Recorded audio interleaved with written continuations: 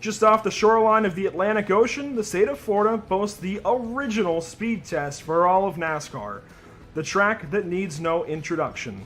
Daytona International Speedway.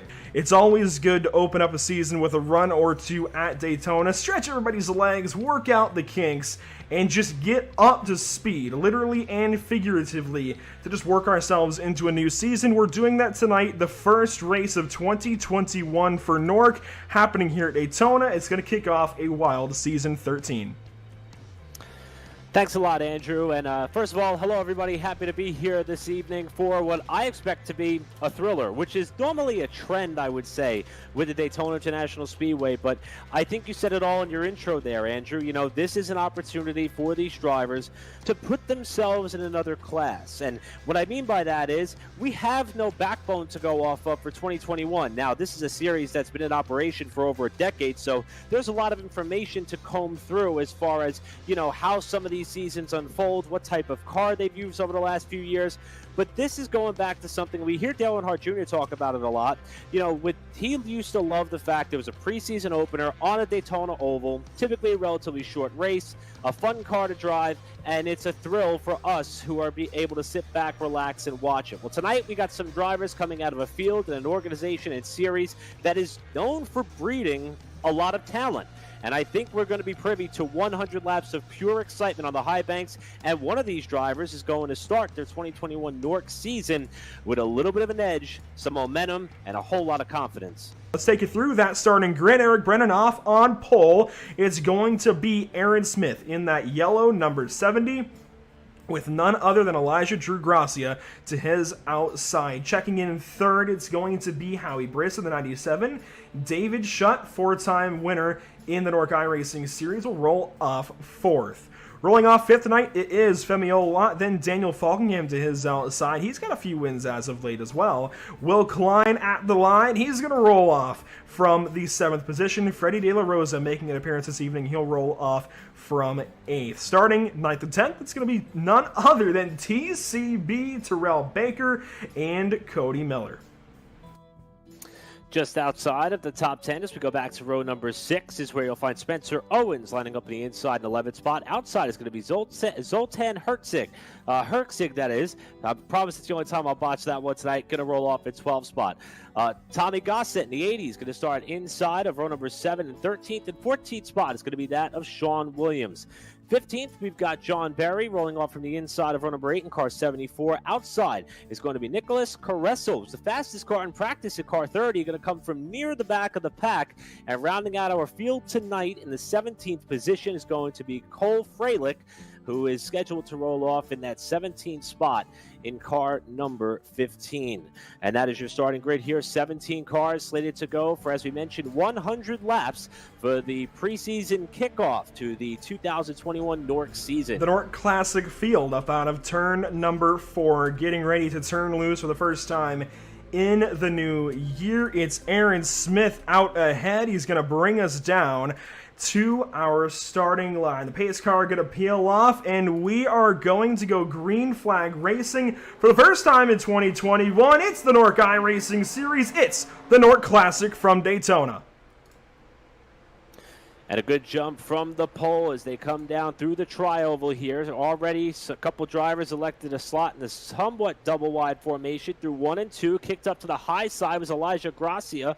Going to lose a couple of spots there before they come off at turn number 2. He'll slot back into 4th position as they head down the back straightaway for the first time, looking way down to the inside. A driver we've talked about many a times already, and we're going to be talking about a lot of times tonight. Femi Olat in the black number 3 going to be scored tonight as the 18 inside of turn number 3 and 4. Howie Briss but in the battle for second as they come off turn 4 to complete lap 1. They're going to come flying by one of our speed shots here at the start-finish line. There they go, and somehow Femi Olat in just a lap is going to be challenging Aaron Smith for the race lead. How about this number 3? Scored as the 18. It's only lap 2 now of 100. He's up there battling for the race lead. You can see just how yawed out the back end of these cars are getting. Through the corners is Olat. bouncing around the back end of that race car there. Now struggling a little bit on the bottom. He's going to lose a spot there to our reigning champion in Herczek, who started back in the outside the top 10. He's all the way up now to third is out of Herczek, and he's trying to follow Schutt, who's cutting the trail to the front. And here comes Herczek. You're on board with him as Smith bottoms out there in 1 and 2. He'll go down to the bottom, does Smith, to protect the inside from Schutt, while Herczek nearly grazes the wall off of 2. You can see how hard they're fighting their cars. Herczek going to make the move down to the bottom side. Zoltan gets right down to that yellow line. Going to pass the yellow number 70. Take the race lead here on lap number 3. Our reigning champion out front of this NORC Classic field. Schutt with a great save out of turn 4. Howie Briss going to fall into 4th. And don't look too far. There's the 42 car of Elijah Drew Gracia. This throwback HEB paint scheme as Cole Fralick goes purple on that lap. The 42 is looking good in behind these guys. But he's got to worry about now Femiola out the back end of that 42. You can hear these guys bottoming out on the pavement. Nobody's lost the draft except for Terrell Baker, who has had some kind of problem here in the early goings. TCB, unfortunately, 3 laps down. And that's what Rose is starting to do just behind. Where'd he come from? We haven't talked about that driver up in the top 3 all night. He's now trying to take second spot away and continuing to try to close up comes Freddie De La Rosa. He's in the runner-up position as they approach turn 1. Freddie D down to the bottom side. He's going to take second place away, and you can see how sideways they are. He might go up the racetrack. There he is. He's up in the wall. He's spinning, and he's going to wreck. Oh, and he's going to take Smith. Smith going to the moon faster than Dogecoin. And oh my, we've got our first caution of 2021. And he's a turtle. He's no longer a Shiba Inu. He is a turtle. And that is Aaron Smith, who started on pole. Wrong place, wrong time. And Andrew, just as we were talking about the charge up through the pack for Freddie De La Rosa, it suddenly comes to a close as he could not hang on to the car after moving up into that second spot. Thought he had it saved right about here, and then he overcorrected and shot back up in front of Smith, who then launched up over the nose of the 42 on the exit at turn tough to work 2. with, and actually it was really the center of the corner. You can see how loose the 72 got, and here's the wild ride for Smith. Oh my. He's up on the top line, and pace car lights are out. The reason he's up there solo on the top side of the racetrack, Eric Brennan, is we have single file restarts all night long.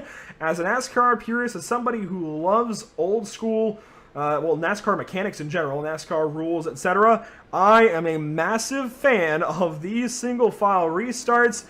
It might take a lap or so to get quite exciting, but it just, I don't know, it looks cool when you have a field coming down to the green flag single file. They do exactly that. It's lap 17, now lap 18 of 100, with firearm back up, and they get off and going.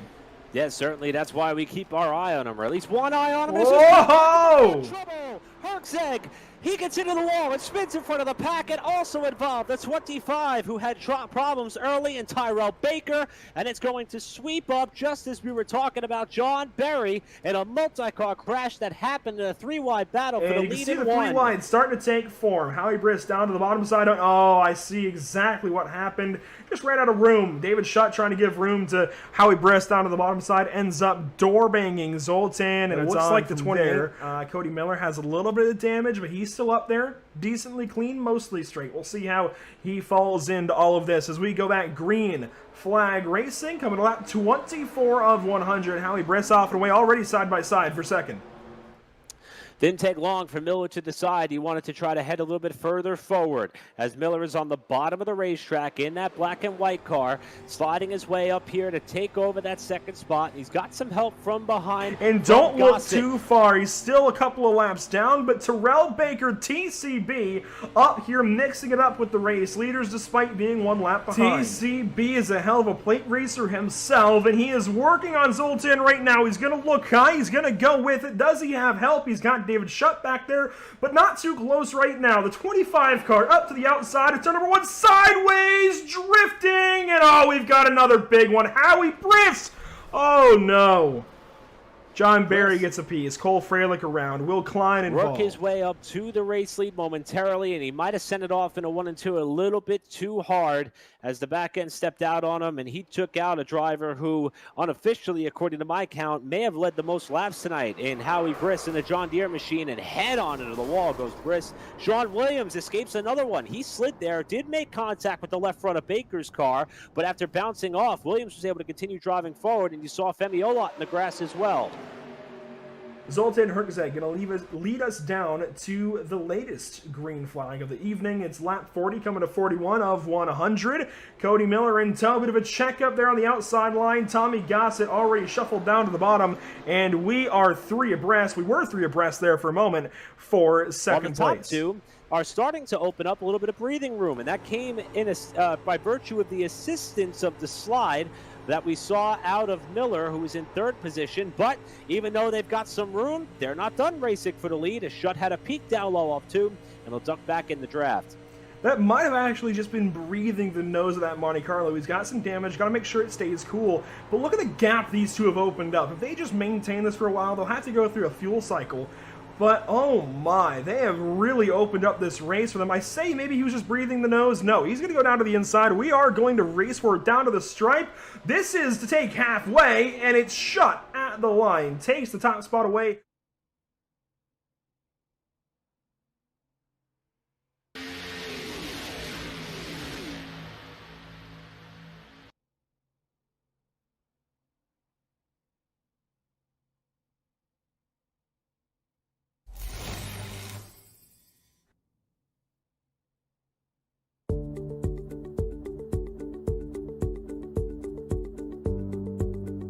Sound art is a product that is a speaker and it's art. We combine it together and we call it sound art.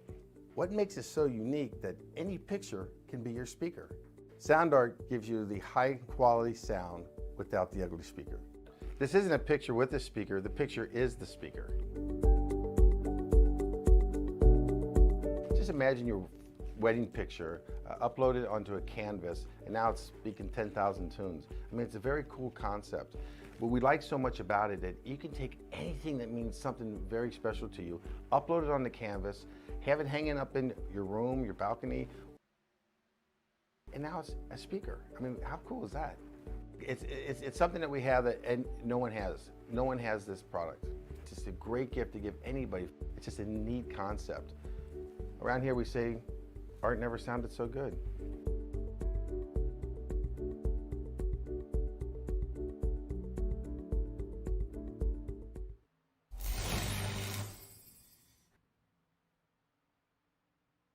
After months of quarantine, we're all interested in how we can become our best self. The team at Permanent Makeup and Cryo is here to help you get the flawless makeup look every day without the extra effort or time.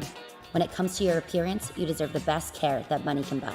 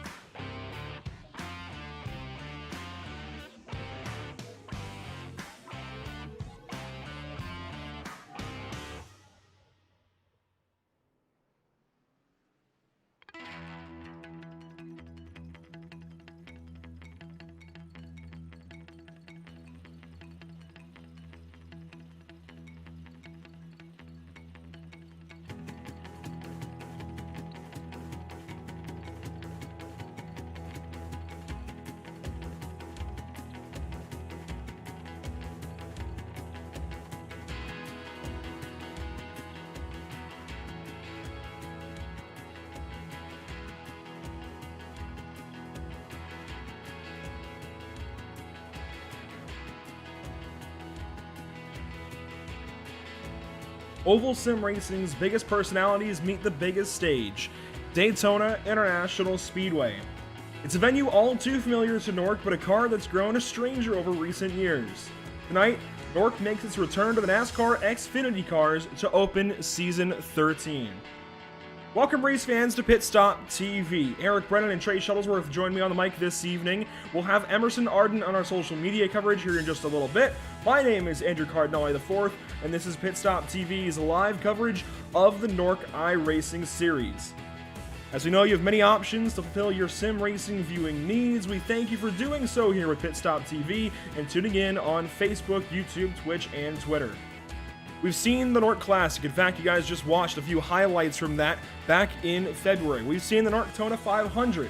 Now, we finally get to see NORC Season 13. We finally get to open this much-awaited season on the high banks of Eastern Florida, the high banks that hold so much racing history and prestige.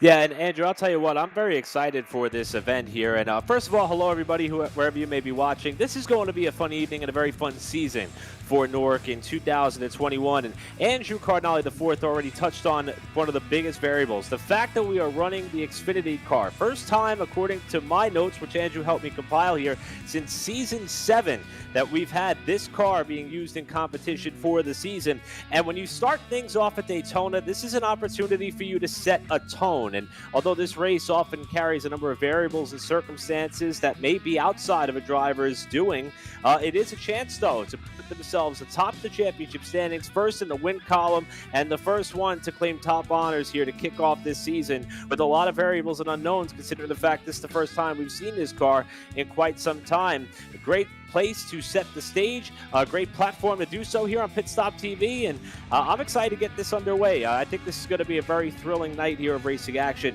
with NORC to kick off their season.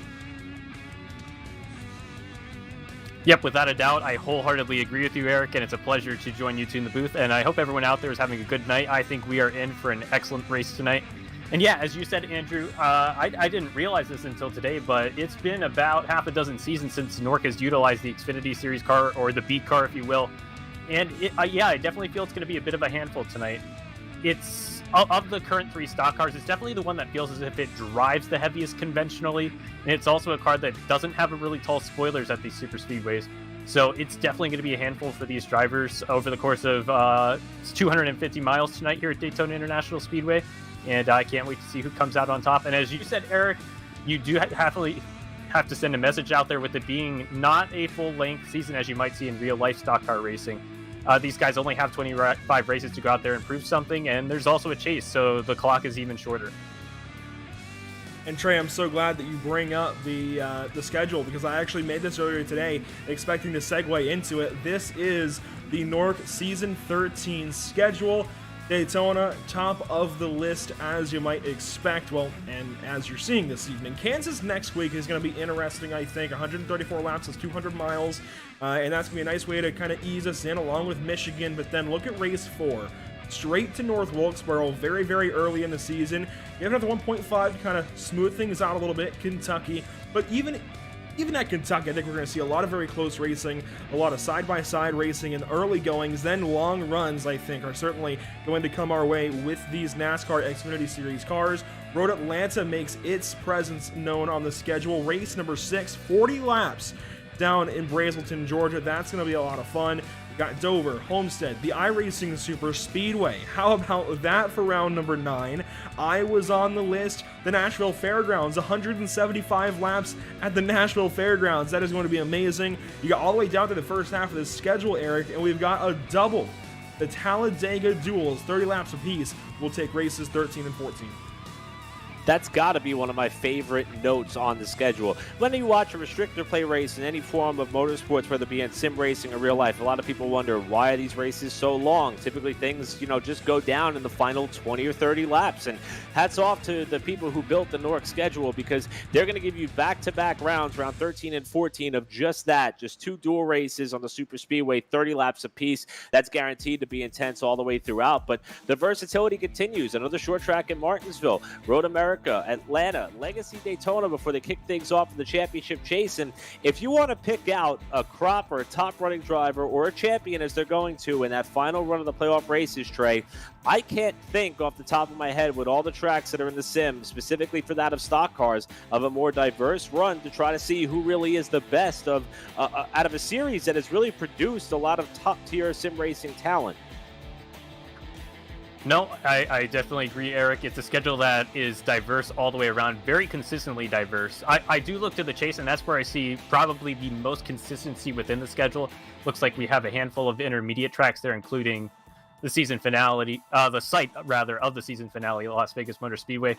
But no, I think there's a lot of good elements that are going to make this a very competitive and entertaining season. The distance of the races, I think, is a pretty healthy length where we should see a fair amount of comers and goers. And as you said, Andrew, I would expect a lot of green flag running and guys having to manage their tires over the course of a long run. Absolutely. Tires. That's going to be the forefront of everybody's mind all season long. This might be the one exception. The first race here at Daytona might be the one exception to talking about tires. I guess Talladega there as well. But everywhere else, we're going to be talking about the tires, maintaining tires, even Legacy Daytona. When we come back here for race 18 to set the championship stage, that is going to be a race where drivers have to save their tires a little bit. If it's any kind of warm, that track, the older version here of Daytona, is going to wear out the Goodyear rubber on these NASCAR Xfinity Series cars and really make things a whole lot more interesting. Talking about that chase, Eric, Trey, you guys both touched on it. There's diversity while at face value looking a little bit tame. Look at Indianapolis. It doesn't seem all that crazy, but it is one of those races that is certainly going to make drivers work on the racetrack. You've got to be on top of things. You cannot get left behind. It's going to be so tough for these drivers to move back up to the field if they do, start to fall behind. That said, they've got to maintain their tires. They've got to make sure they don't push too hard into turns 1 and 3 especially and go flying off into the safer barrier. Texas Motor Speedway, that's going to be one of the more tame races, I think, for sure. I think turns 1 and 2 is a little bit sketchy. Turns 3 and 4, classic Texas. And we'll kind of see how things go before we get a real idea of how Texas is going to race. You've even got Chicagoland and Las Vegas to round up the schedule. A couple of relatively tame 1.5s that will still give us really good racing. Chicagoland, of course, the version that we have on the sim, very, very worn out. It's a little bit older than, I guess, a little bit newer pavement than what we see in real life now, but it's still very worn out. It gets warm, it gets slick, and it puts on great racing. These cars should be no different. Las Vegas to settle the finale, I think, will be very similar, but those 3 races in the middle, Bristol Dirt, Darlington, and Phoenix. That's where things get interesting, and I think on both ends of the chase, a bit more normal, but right in the middle, things are going to get tough on these drivers, and I'm all here for it. Yeah, and you point out the same nature of the schedule, but I mean, I really like the fact that these are tracks where drivers ultimately shine. And, you know, when we saw on the NASCAR side that Chicagoland wasn't part of the 2021 schedule, a lot of people scoffed at the notion because the track matured enough to provide great racing. And now that's exactly what people are saying about Las Vegas. So all the way through this season, we got a little bit of everything. I think the playoffs are designed to really spotlight who the best driver is going to be when all's said and done after that 134-lap contest in Vegas. And Trey, as someone who, and I will selfishly admit that I'm a little bit new to some of what NORC has been able to put together and do, and I got to credit Andrew Cardinale IV and everybody on the platform for bringing me up to speed. This series is a lot of fun. This schedule highlights it, but let's not, water down the fact these guys are competitive. I mean, we got to hear some of the pre-race chat going into this race, and although there's a lot of continuity and there's good morale amongst this group of drivers we got assembled here tonight, every one of them wants to win, or at least thinks they want to win more than the other driver they're going to be going up against here tonight. And I think that's the big reason why we were all so amped up for this season opener. These guys are as competitive of a group that we've ever assembled, and I think tonight is the best place to kind of display that with 100 laps in this Xfinity car. Without a doubt, Daytona International Speedway, both in real life and oftentimes on the virtual side of things, tends to be a place where, it's a good place to open the season, despite the fact that there is, there's definitely a lot of unpredictability in coming to a super speedway. But if you play strategy right, you can definitely still come out on top, and it just brings so much momentum going forward into the season. And the length of the 250-mile race, a little bit less than what you'll see the NASCAR Xfinity Series open with, shouldn't make too much of a difference in the long run. Guys aren't going to be able to settle in for too long. In theory, you would only have 2 green flags. Oh no, I believe it would be 3. I have to correct myself. You'd be on the border of having to do 2 or 3 green flag pit stops all the way to the end, so you really never can settle in too much of a rhythm, and that's barring any caution flags that might occur.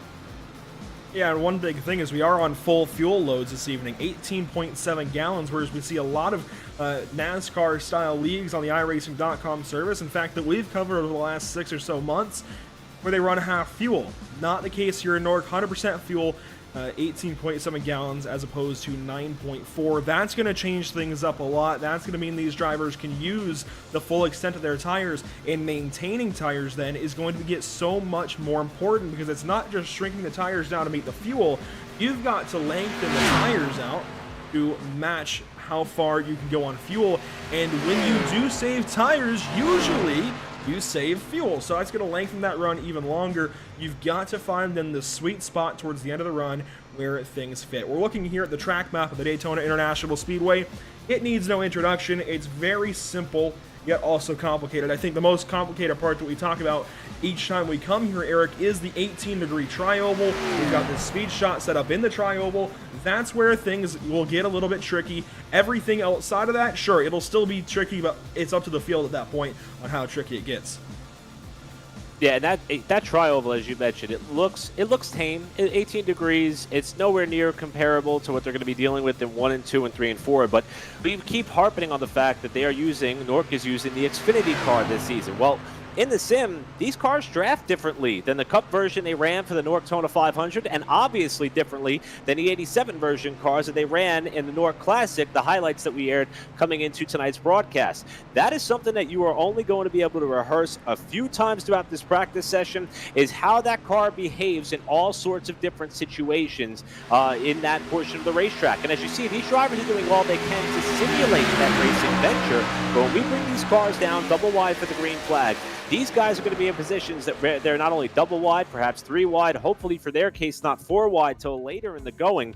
And the car is going to react differently at that portion of the racetrack. And if you get down on the apron where there is a transition, it's not as abrupt as you see here in the corners. But if you do get the left sides on the apron of the racetrack, not only is that oftentimes a no-no zone for some of these competitors, but it will greatly upset the handling of that car and pretty much probably send you and perhaps the rest of the field for quite the ride.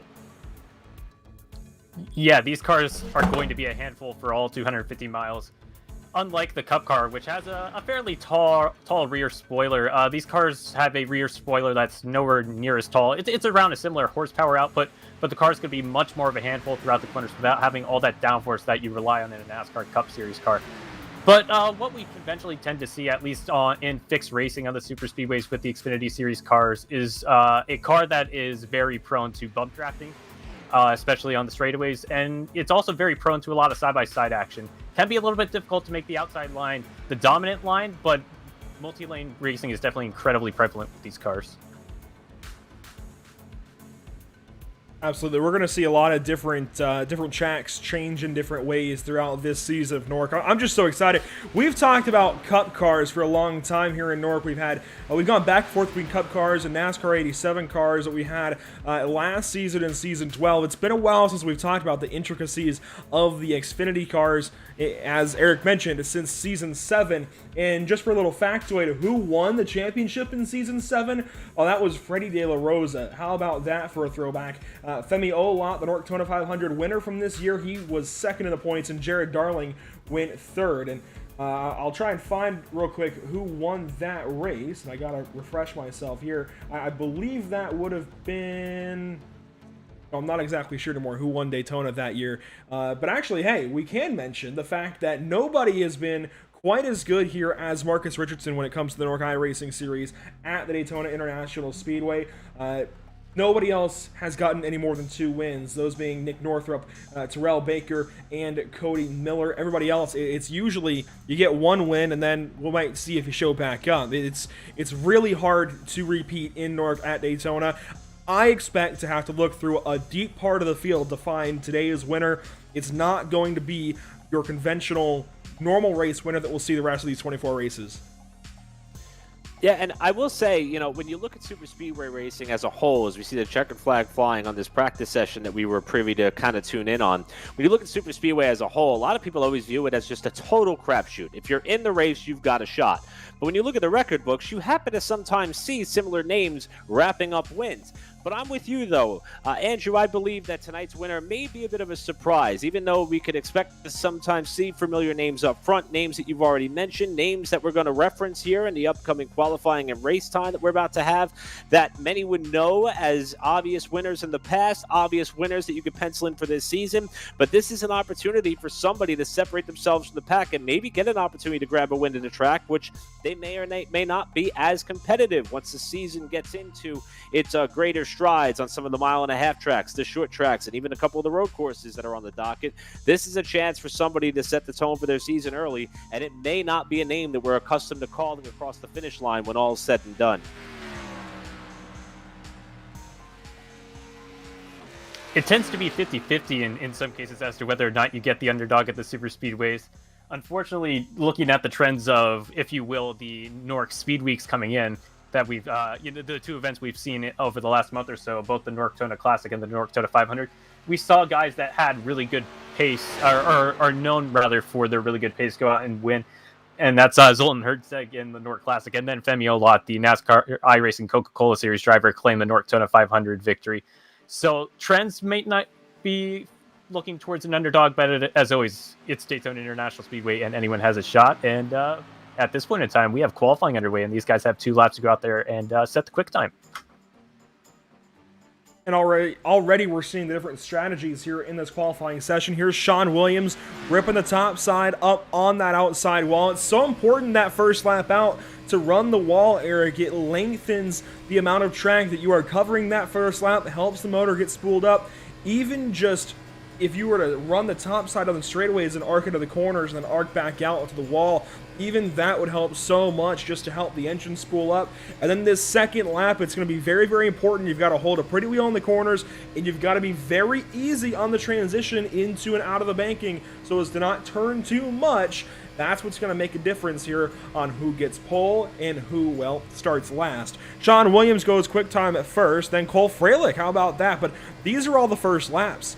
If anything, you almost want to go slower that first lap, it feels like, because you want to be up as close to the wall as possible. You still want to be carrying momentum, though. Yeah, any time that I would try to throw a friend into the sim to try to get some experience, I would put him in a solo lap at Daytona or Talladega, because from a distance it looks easy, but you just outlined some of the things that can go wrong and probably will for some of these competitors throughout this qualifying run. Catching the apron at all, as we are on board now at the number 74 of one of the most successful drivers in this series, and that of John Berry, to watch how smooth he's able to hug that double yellow line on the bottom of the racetrack. If you catch that just a little bit with a left side tire, you can pretty much throw any chance you have of starting up front out the window, and that's what these drivers are trying to avoid. Smooth, consistent, and on a razor-thin edge to try to set a quick time, and it looked as though Berry was going to go quickest, but now Sean Williams has the quick time by just 2 thousandths of a second. And Trey, we talk about how competitive this field is. Look how tight we are so far across the top 5 in this qualifying session with 1.5 minutes to go. Yeah, it does show that while there's not a lot of places that you can necessarily gain time, hence why the margins are incredibly close, there are a lot of places in which you can lose time here at the Daytona International Speedway. And as you said, Eric, it is in itself in a lovely art form to be able to go out there and get a perfect qualifying lap at Daytona International Speedway. You were really hitting on what would be lap 2, which is ensuring that you're not getting or touching rather the apron at all whatsoever, because that's going to absolutely compromise your lap. And another way you can definitely compromise your lap is by tagging the outside of the wall on what you might consider your warm-up lap, despite the fact that you're actually taking a time lap on lap 1 of your 2-lap qualifying session. So all around, from the moment you leave the pit road, it is an absolutely crucial 2.5 minutes or so around the speedway, and we're coming to about 30 seconds left in the session for the likes of Daniel Folkingham, who is, I'm presuming, on his second lap to go out there and try to set the quick time tonight.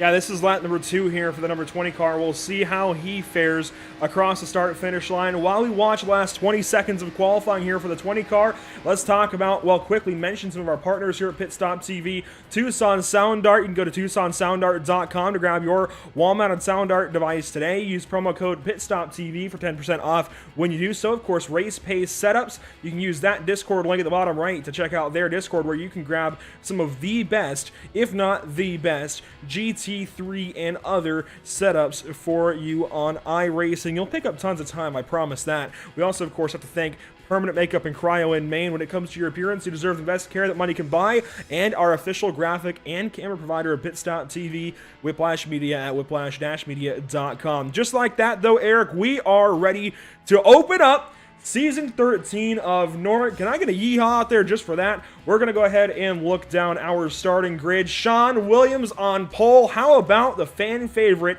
in the number 89 out of Wilmington, North Carolina, putting it on pole for Daytona, the first race of Season 13. John Barry out of Kentucky, he will start from the second position. Of course, Revan Lateralis. That's huge for Revan to start from the second position. Starting third, though, it's going to be Josh Robin in the number 8 car. Tommy Gossett, he'll be scored as the 80, but he is visually the 54. I think that'll be changed for Kansas next week.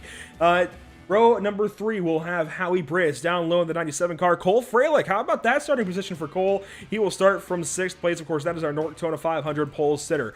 Starting 7th position, Matt Hummel in the 93 car, making a return to the series. It's been a long time since I've seen that name, much less said it. Hayes Booth will start from the 8th position. We've had him on the channel recently. He's becoming a great commentator in and of himself. And starting in the back end of the top 10, we'll have none other than Daniel Falkingham, who we rode on board with there for a moment. And how about Jared Darling, Pacey Toast himself, starting from 10th.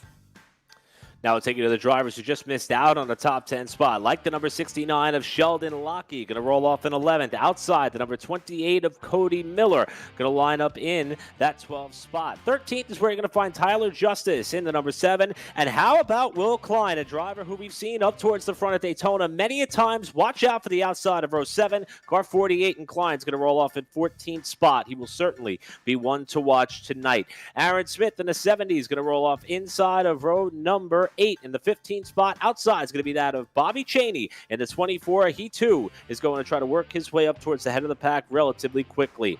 17th starting position is where you're going to find Aray Ati in the number 23. Outside, David Shutt in car number 5 in 18th.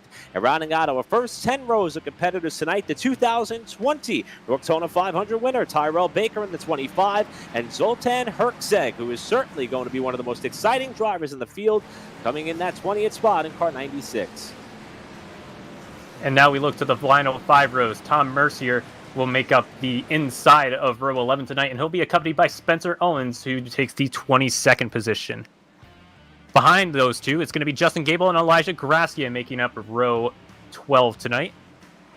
25th and 26th positions, respectively, go to Scott Shire, Patrick Colby. Taylor Frey, Brandon Stringer will make up 27th and 28th positions tonight. And rounding out the field, 29 competitors tonight. On the 15th row, it's going to be Justin Ford, and that'll make up your field for this opening round of the 13th season of NORC. The NORC iRacing Series finally ready to open up Season 13. This is certainly a different scene for me. This is really, really cool to be able to talk about all these guys come to the first green flag of the season, and I wouldn't do it with anybody else alongside me. Eric Brennan and Trey Shuttlesworth on the call with me. We do have Emerson Arden now on our social media coverage. So glad that he's here as well. This is going to be a fun one. Out of turn number 4, we're going to grab him really quickly if we can get a hold of the Terrell Baker. TCB, a little kind of impromptu. Give us that yeehaw. 13! That'll work. That'll do. Terrell Baker starting off season number 13, as with any NORC season, will race into turns 1 and 2.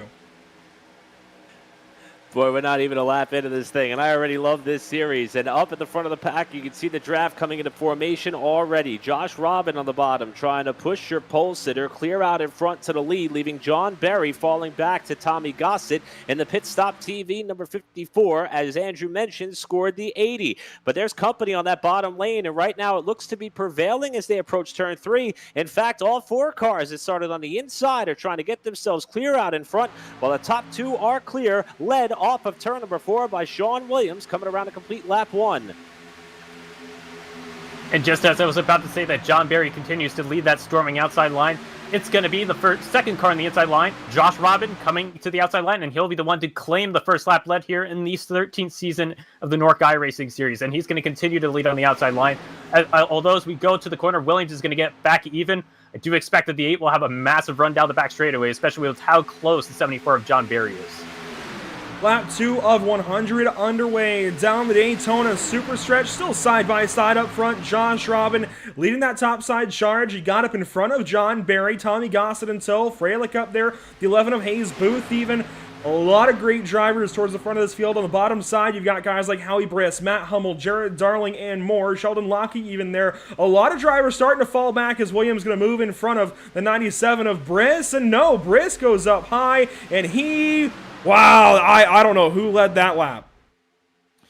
It was certainly incredibly close as they came to the line. Howie Briss now working the outside. It looks as though the inside lane was going to be the preferred line, but the second car in line's been willing to jump up in front of that high lane, and Howie Briss has done just that. He clears Sean Williams, on board with Williams on the backstretch, and it looks as though the outside line still has some momentum. Here comes Robin up top with drafting help. He's going to slot down to the inside, and we'll see if the trend continues as the outside lane is now led by your outside pole sitter and John Berry as he hunts the lead in 3.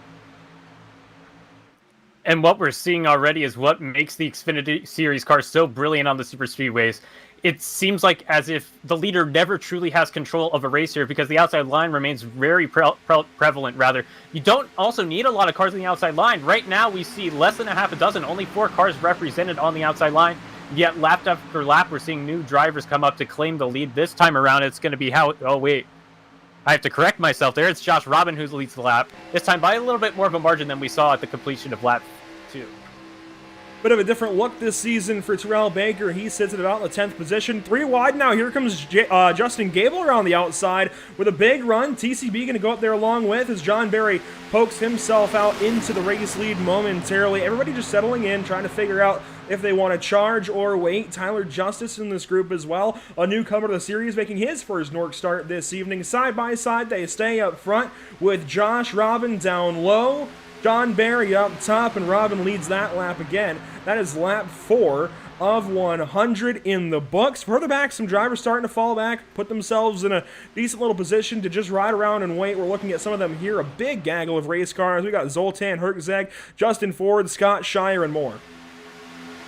Yeah, Herczeg was somebody who we thought would work their way up towards the front rather quickly, but we touched on the fact this is a 100-lap race on a super speedway at Daytona. Just as I say that, Herczeg's going to squirt to the middle and try to pick up a few more spots as we ride on board with him into turn 3. But you see the pack kind of funneling out here outside that top 15 or so. Have to wonder, Trey, if some of these guys are just kind of bide their time, especially how crazy and chaotic the racing is at the front of the pack. They're still double wide pretty much all the way throughout the top 10 and more. And some of these guys, Zoltan looks like he wants to get there in a hurry, but a lot of these drivers, including Will Klein, who Zoltan's going to go by on the outside, they appear pretty complacent to be riding this far back of that mess that's up ahead of them. Yeah, all around, while it is early in the race, it is still a critical time of the race, as you know, every lap is in a super speedway race. But no, these guys are definitely in a little bit of a sketchy zone right now because they're definitely in a scenario where they might lose that slipstream from the main pack right now. Although as we go up to the front, we do see a lot of 3 wide action, and then that's when you'll start to see a pack begin to slow down. But optimally rather, if you're in the lead pack, you do want to be side by side in theory because it does mean that you'll go even quicker than single file here on iRacing. Terrell Baker, to the point, leads lap number 6, the 25 car, leading the field at the Daytona International Speedway. Race number 1, and he gets led lap number 1. Josh Robin up underneath the 25 car. They're starting to work together. They've got Howie Briss in behind. Terrell just went up there, went 3 wide, and said, "Excuse me, I'll take that lap." Yeah, right now Baker has been one of the most impressive to work his way from well outside of the top 10. As we look now at the back bumper, that's how effective the bump draft is for these cars on the back straightaway, right into the radiator of that number 8 car of Robin as they went off into turn number 3. But Baker has rocketed his way to the lead from outside the top 10 in just 7 laps. But Jared Darling now wants the top spot away. He's jumped up to the outside, got help from behind by Gable, and they're trying to keep this momentum rolling for the outside lane. It's working out so far for Jared Darling. Gets up to the top side and takes the lead that time by Trey. This is, I mean, these are 200-mile-an-hour formation laps. I think that's a pretty fair statement right now, because it doesn't seem like these drivers, despite how aggressive they are, a lot of the moves that they're making are incredibly calculated, and we're seeing a lot of it's just very reasonable so far driving, and it's exciting as well. So I think we're getting a pretty decent product for what is very early in a 250-mile race here at Daytona. Coming around to complete lap number 8 of 100. Let's, of course, take a look at the weather real quick, see what these guys are contending with on the racetrack. 70 degrees in the air, 81 on the racetrack, and very calm winds. This is a pretty mild day here at Daytona. These are prime racing conditions, I'd say. Yeah, and the wind, of course, Andrew, you pointed it out. That's the most critical thing for these drivers in these Xfinity cars. One thing you'll notice as far as the difference between these cars and the Cup cars is the rear spoiler. I don't think there's any other style of racing that is impacted more by the winds than these super speedway events with this style car. It could certainly make you feel like that you're glued to the racetrack, especially when you're double wide about 4 rows deep like we see out in front of Tommy Gossett's machine. But if there was a pretty significant head or tailwind on the front and back straightaway, these drivers would certainly feel it on the entrance to turn number 1 or turn 3. Fortunately, as of now, it doesn't appear to be a factor as Gossett looks outside at 3 wide. And for a moment behind him, Brandon Stringer was looking to support him on the outside for a 3-wide attempt, but nothing will work on the outside line for the time being, just not the numbers for Tommy Gossett to go up on and try to make that outside line work. But yeah, we were talking about the weather here tonight. The other thing I didn't realize coming in tonight is that we're also going to probably be seeing a day-to-night transition, which is going to greatly affect the track temperatures. In fact, in the sim right now, it is just shy of 6 o'clock in the evening or afternoon, if you will. And we're also seeing an acceleration time twice of what you would see in real life. So I think we're sure to see a full day-to-night transition here at Daytona. Tyler Justice up to the top 4. He's giving a big shove to the outside line leader. That's Justin Gable trying to beat Darling to the line. Doesn't quite do it. Tyler Justice is an old name. He's been on Pit Stop TV many times before, just way back in 2017 and 2018. It's good to see the number 7 out here at the NORC iRacing Series, making his first start, already showing himself as somebody who wants to go up there, lead laps, and win races, as Terrell Baker going to move back up in front of Justin Gable and relegate Tyler Justice to the 3rd car in line. But that 7 car looking pretty good up on the high banks here at Daytona. Just kind of riding around, seeing what he can do up there, though, and trying to go to the front. The level of commitment by some of the participants in that top line is rather impressive. Justice, Gossett, and Moore all seem married to that second lane. But I have to admit, though, Terrell Baker was really aggressive with the front bumper coming out of 4 1 lap ago into the backside of Jared Darling. He elected to bail out and try to take the lead back himself, and now they're kind of stuck double wide again, and that's going to pull the inside line back together with Sean Williams now the 3rd car in line in the black number 89. But seeing a lot of aggression by some of these front runners here, and already starting to research with how rough they could be as far as the bump draft, because that's going to play a factor as to who wins this race. But just like that, we're back together again, double wide, about 6 rows deep. Yeah, and this is probably so far the most cars we've seen in the lead pack today. As you said, about 6 rows double wide at the moment. And we're starting to see some of the guys that are remaining prevalent throughout the running so far. I'm thinking of, as you said, Eric, TCB, since he's gotten to the front of the field, he's pretty consistently remained in the top 5, and I would have to say the same for Josh Robin. And with that, the leader on the inside line of Jared Darling, who is now the 2nd car on the inside line, has also been pretty prevalent so far in the running. Watching the field now enter turns 1 and 2, you can see just how many cars we've got here at Daytona. 29 in total. They're all pretty well spread out. You're seeing even the guys in the front that had just kind of grouped up, they're starting to spread out. Hayes Booth falls back. Looks like Brandon Stringer in the group, just kind of hanging on. There's John Barry as well in the 74. Cole Freilich now in the mix. And Sean Williams, I noticed on this 89 car that he's got a little bit of right side damage. Not sure where this would have come from, but if we can get a nice another look at it. I noticed when we were on board with Tommy Gossett that he's just got some right side damage. I don't know if maybe he popped the fence or he popped another car in the left side. You just barely see it there. I have no clue where that would have happened to have not led to other incident, but Sean Williams with a little bit of damage early.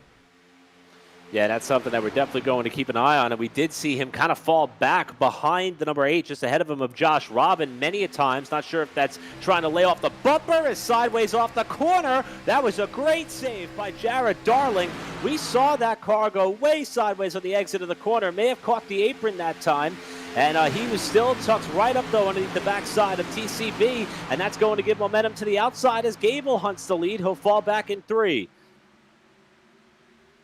As we come through turn 4 to the completion of what will be lap 14, coming to lap 15.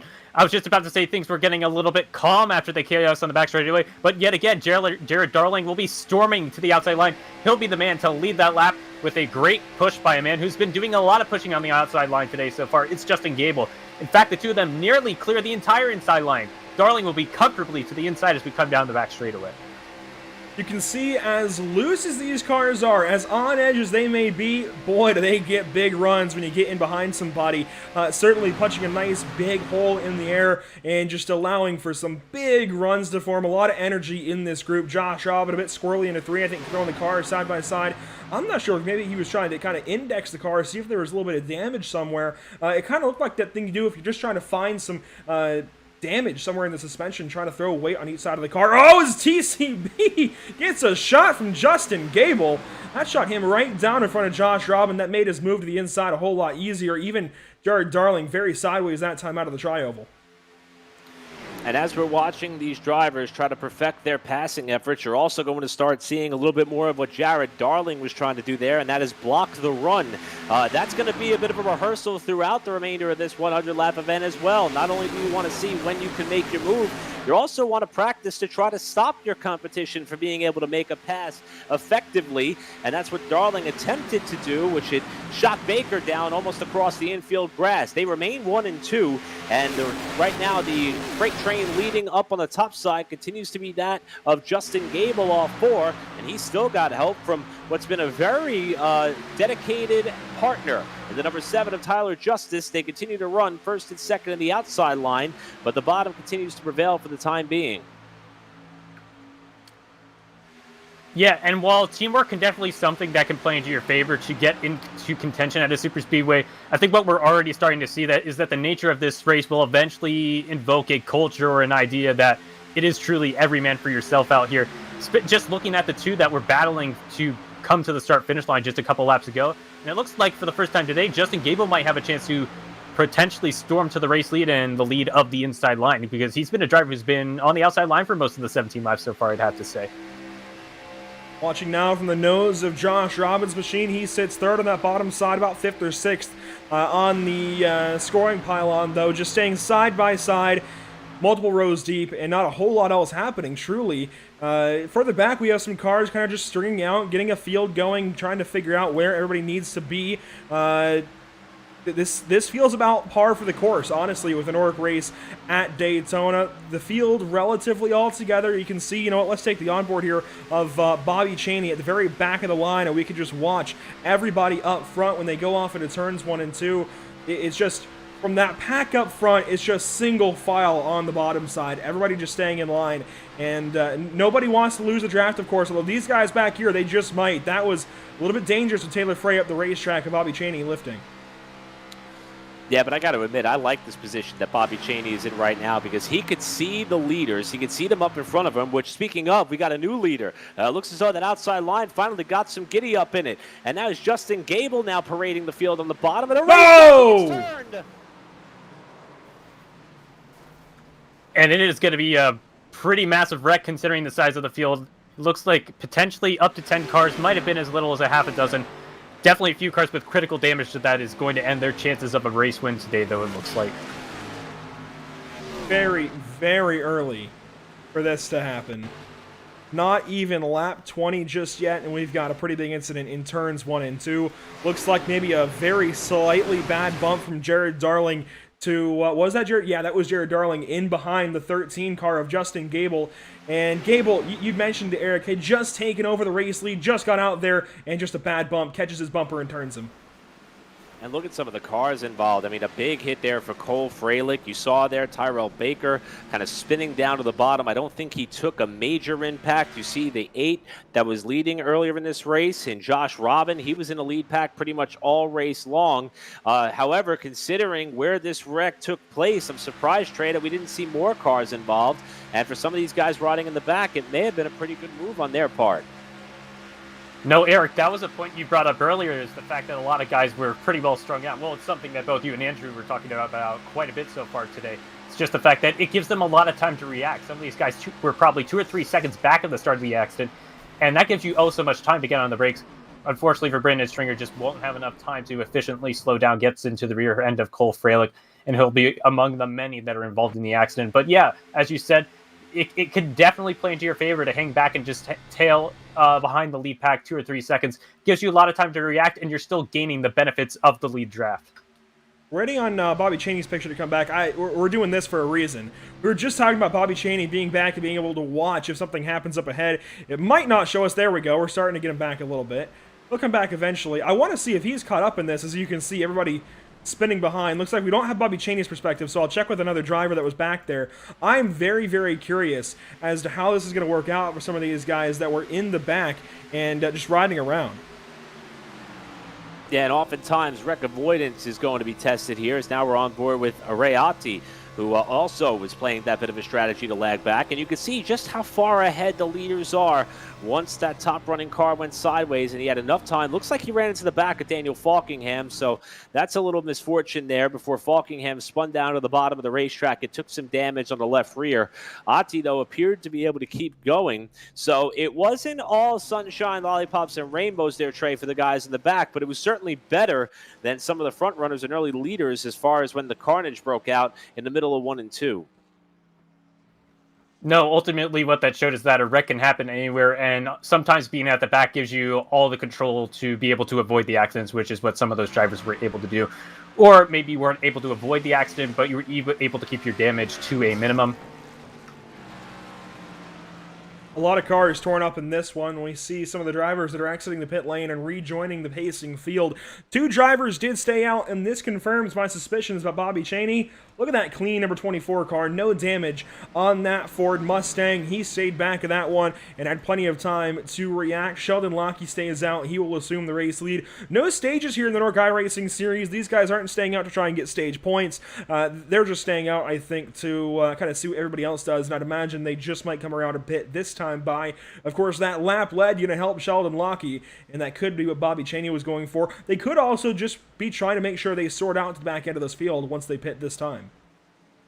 And this is also going to provide us with a different cast of characters at the front, or at least a different order as far as drivers who are going to be at the head of this field once these waves of service and pit stops are finished up for these drivers. And I think that may change a little bit of the culture of this race, or at least one would hope so. We know that the agenda of pretty much the entire top 10 was get to the front, lead this race, figure out our best way to make moves, be aggressive. Let's rehearse how this race is actually going to unfold in the final few laps. Now we may end up with a couple of cars up towards the head of the pack that may be complacent to kind of log some laps and, you know, maybe break out a little bit ahead of some of the cars that are playing it conservatively. But with this package and this car, that is going to be extremely difficult to accomplish, even with the cooperation of, say, the top 5 or 6 cars. Yeah, it just seems, based off of my personal experiences racing this car in official race sessions, or, you know, anytime I see leagues utilize this car, it just seems like naturally packs tend to form near the front of the field, double wide, with the Xfinity Series car. Of course, it's, in theory, faster for the lead guys to be able to go side by side at a super speedway like this, but I suspect that we'll, despite that, at least have a handful of drivers that are going to want to go out there and probably be aggressive and go for, you know, the lead, essentially, early in the race. Lap 22 of 100, and it looks like pace car lights are shut off. They are extinguished. We are restarting this race this time by. You see some of the wounded race vehicles in the field. Cole Freilich, I think, the first of those, he has tons of damage on the bottom side. I'm very surprised, actually, that he's in the front of the field like this. It looks like he's just kind of mixed in. I'm not sure how Cole Freilich is up there. He's a lap down, but iRacing has things. There he goes. He's going to pit this time by. He must have, or stay out of the way or something. Regardless, we're going back green flag racing. Spencer Owens in control of the field. Howie Bress on his outside. Cole Freilich going to drop like a rock. Yeah, Freilich doing the wise thing to just get on out of the way, and he's going to fall to the tail end of the pack while everybody continues on. A couple of cars still up in the top 10 with a little bit of damage potentially, specifically the backside of Robin's number 8 car, but the bottom lane is starting to work here as they come out of turns 1 and 2, and the field is staying very tightly bunched for the time being. Great opportunity for some drivers mid-pack to make up some ground as they're going to rocket their way down the back straightaway, still double wide throughout most of the top 10. And it looks like drivers use that caution period to take a little bit of a breath, and it's right back to being aggressive to try to go for the race lead. Side by side for about 6, 7, 8 rows currently. And the battle for the lead, it's going to be between the rookie Hayes Booth and Spencer Owens. And coming to the start-finish line, Hayes Booth's going to be leading the lap here in Season 13. So the rookie gets the job done. And I love to see it for our Pit Stop TV comrade. Absolutely. That's just about like seeing Yuki Tsunoda go up there and finish in the points at Bahrain. Hayes Booth with a lap lead. That's a bonus point as well. So how about the driver of the number 11?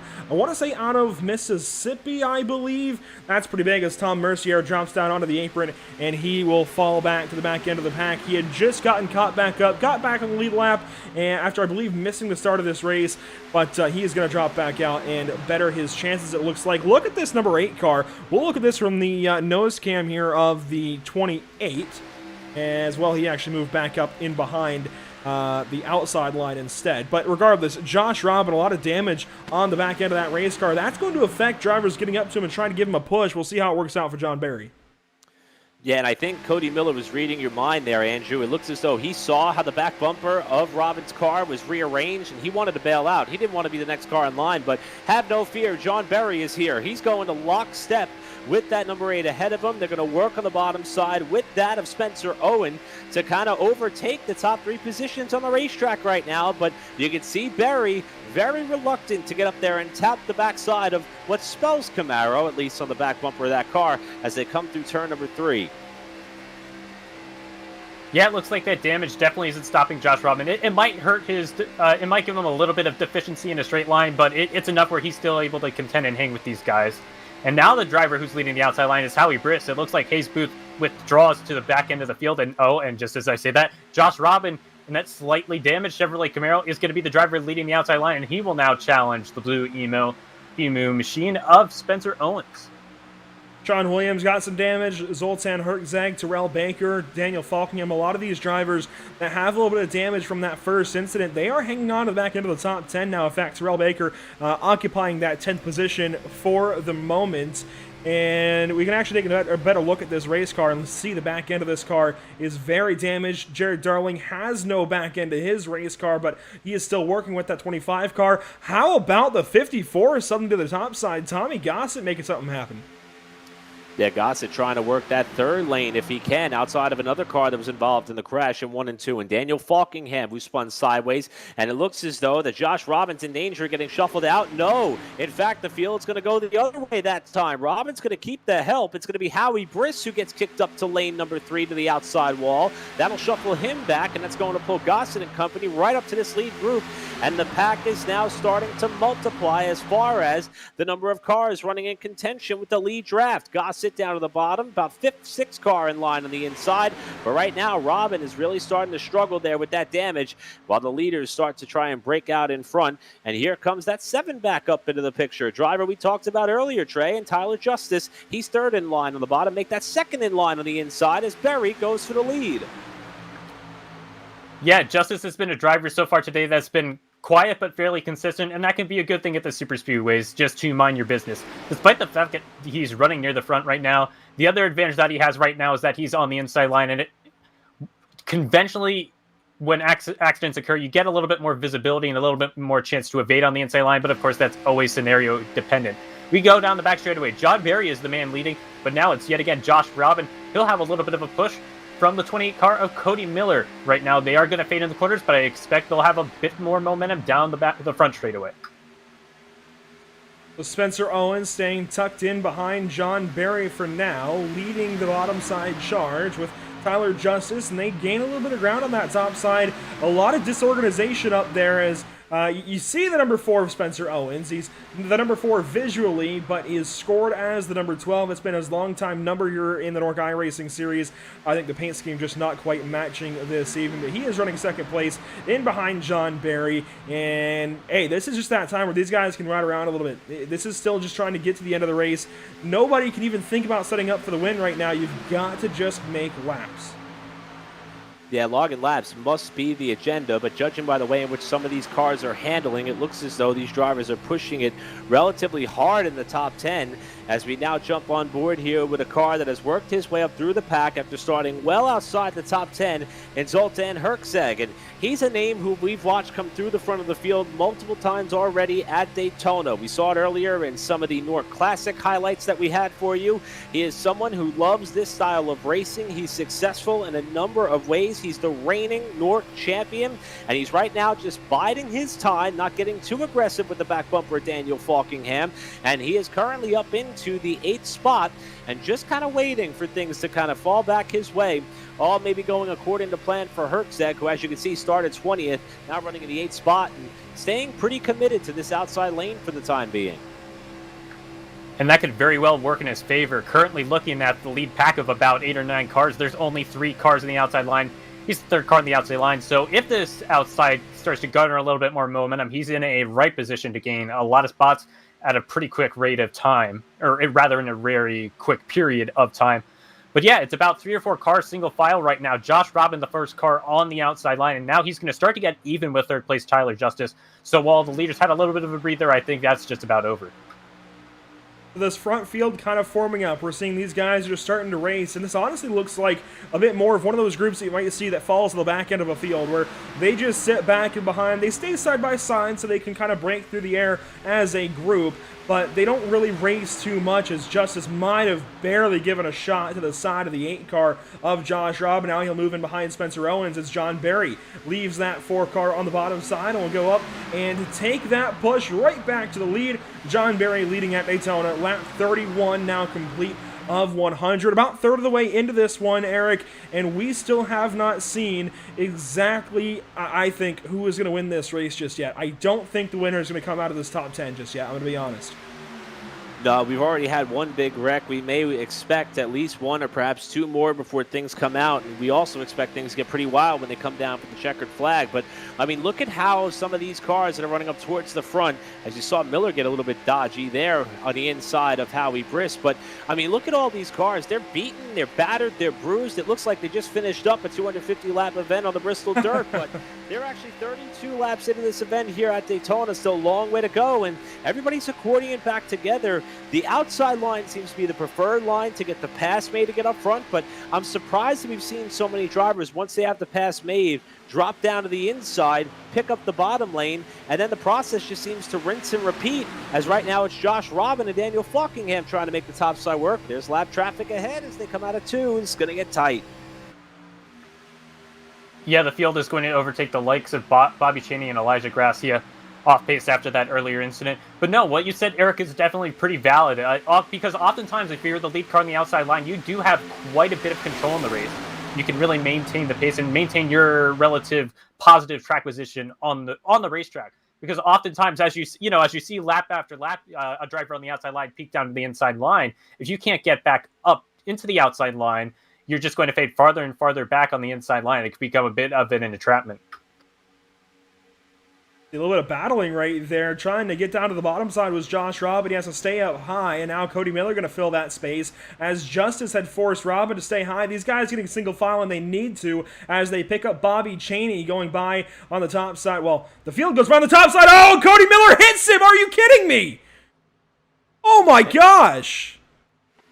And that contact is going to spin down to the bottom, a car which we've highlighted multiple times tonight. And Bobby Chaney, after he was able to avoid contact earlier on tonight, we're running in the middle of the pack, and he appeared to be a bit of an innocent victim there at that point on the back straightaway. And just we were talking about how aggressive things were being. Chaney, who was staying down to the low side, out of the way at the exit of turn number 2. Miller went up top, and I don't think he was quite clear, as you can see. And look at Chaney, locked that car down, did not make significant contact with the inside retaining wall, and the driver who came up one spot short of picking up a bonus point under the caution that we had the first time through after staying out to try to lead a lap, ends up spinning down the back straightaway and puts himself further behind the 8 ball on today's competition. We'll get an additional perspective riding on board with Cody Miller just to see what happened. Looks like the 24 does come out the racetrack just a little bit. And yeah, I do think there was a legitimate contact. Don't think that was a case of netcode. And the other unfortunate thing there for the driver of the 24 is the fact that he would have been in the lucky dog position, or the free pass position, if you will, if we got a caution flag. But now that's going to go to Elijah Grassier for the time being.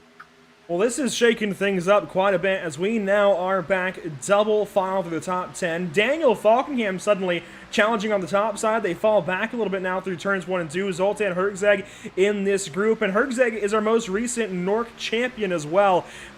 This is a whole lot different, though, from those 87 cars, and he's finding that out pretty quickly. But you know what? I think when we get to the meat and potatoes of this schedule, get to some 1.5s, get to some intermediates, I think that's going to change. I think these cars will be a little bit more similar in that they're going to feel a bit more analog, whereas these NASCAR Cup cars we had for the Daytona 500, they've got a lot of downforce packed on, of course. That is the package now. They've toned the motors back a little bit. They feel like they are built almost to race like Indy cars, just 50 miles an hour slower sometimes. These NASCAR Xfinity cars, they're a whole lot more analog. They're a lot closer to what those 87 cars were at the time. You actually feel the race car, you feel the racetrack, a lot less downforce. That said, the side of the cars are still slabs that will hold you with a little bit of yaw through the corners. Yeah, and that difference is a great point to bring up as Falkingham gets a big push now up towards the front of the pack. That point, though, that you bring up, and also the fact that there is a bit of a handling characteristic or handling change as the run goes on, and that's something for these drivers to consider, is the bump that you may have made a couple of laps to the driver in front of you after the pit stops, it may work initially, but as we get further in this run, I thought Falkingham was going to try to squeeze down in there third in line, and just as we say that, Owens is going to jump right back up top to go for the lead. But the fact that you can be super aggressive after coming off the pit lane is something these drivers have to keep in mind, because you're not going to have that level of control or stability all throughout the run. And we're starting to log numerous laps here since we got this race restarted, and you're starting to see some of these guys slip and slide even on their own without contact as we log more laps here.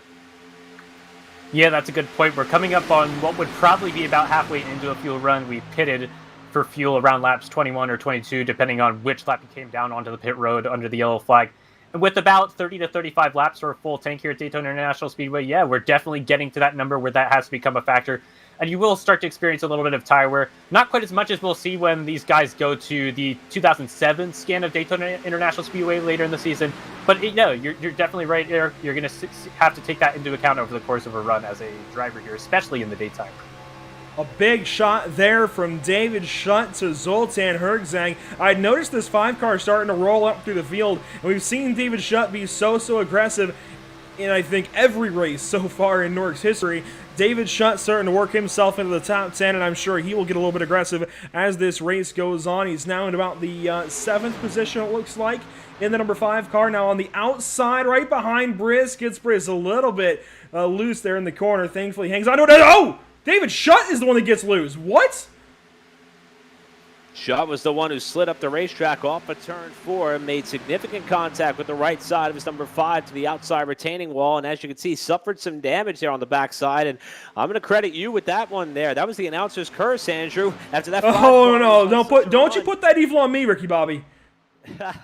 As you can see, Schutt now dealing with the repercussions in that Toyota Supra and having to fall to the tail end of this Congo line. Going to slot in here behind Tyler Justice, who got shuffled out a few laps ago. Now the question is, how hard did he hit that wall, and will he be able to stay in contact with this lead group? There's Trey Shuttlesworth. We're going to see exactly what happened here coming out of 4.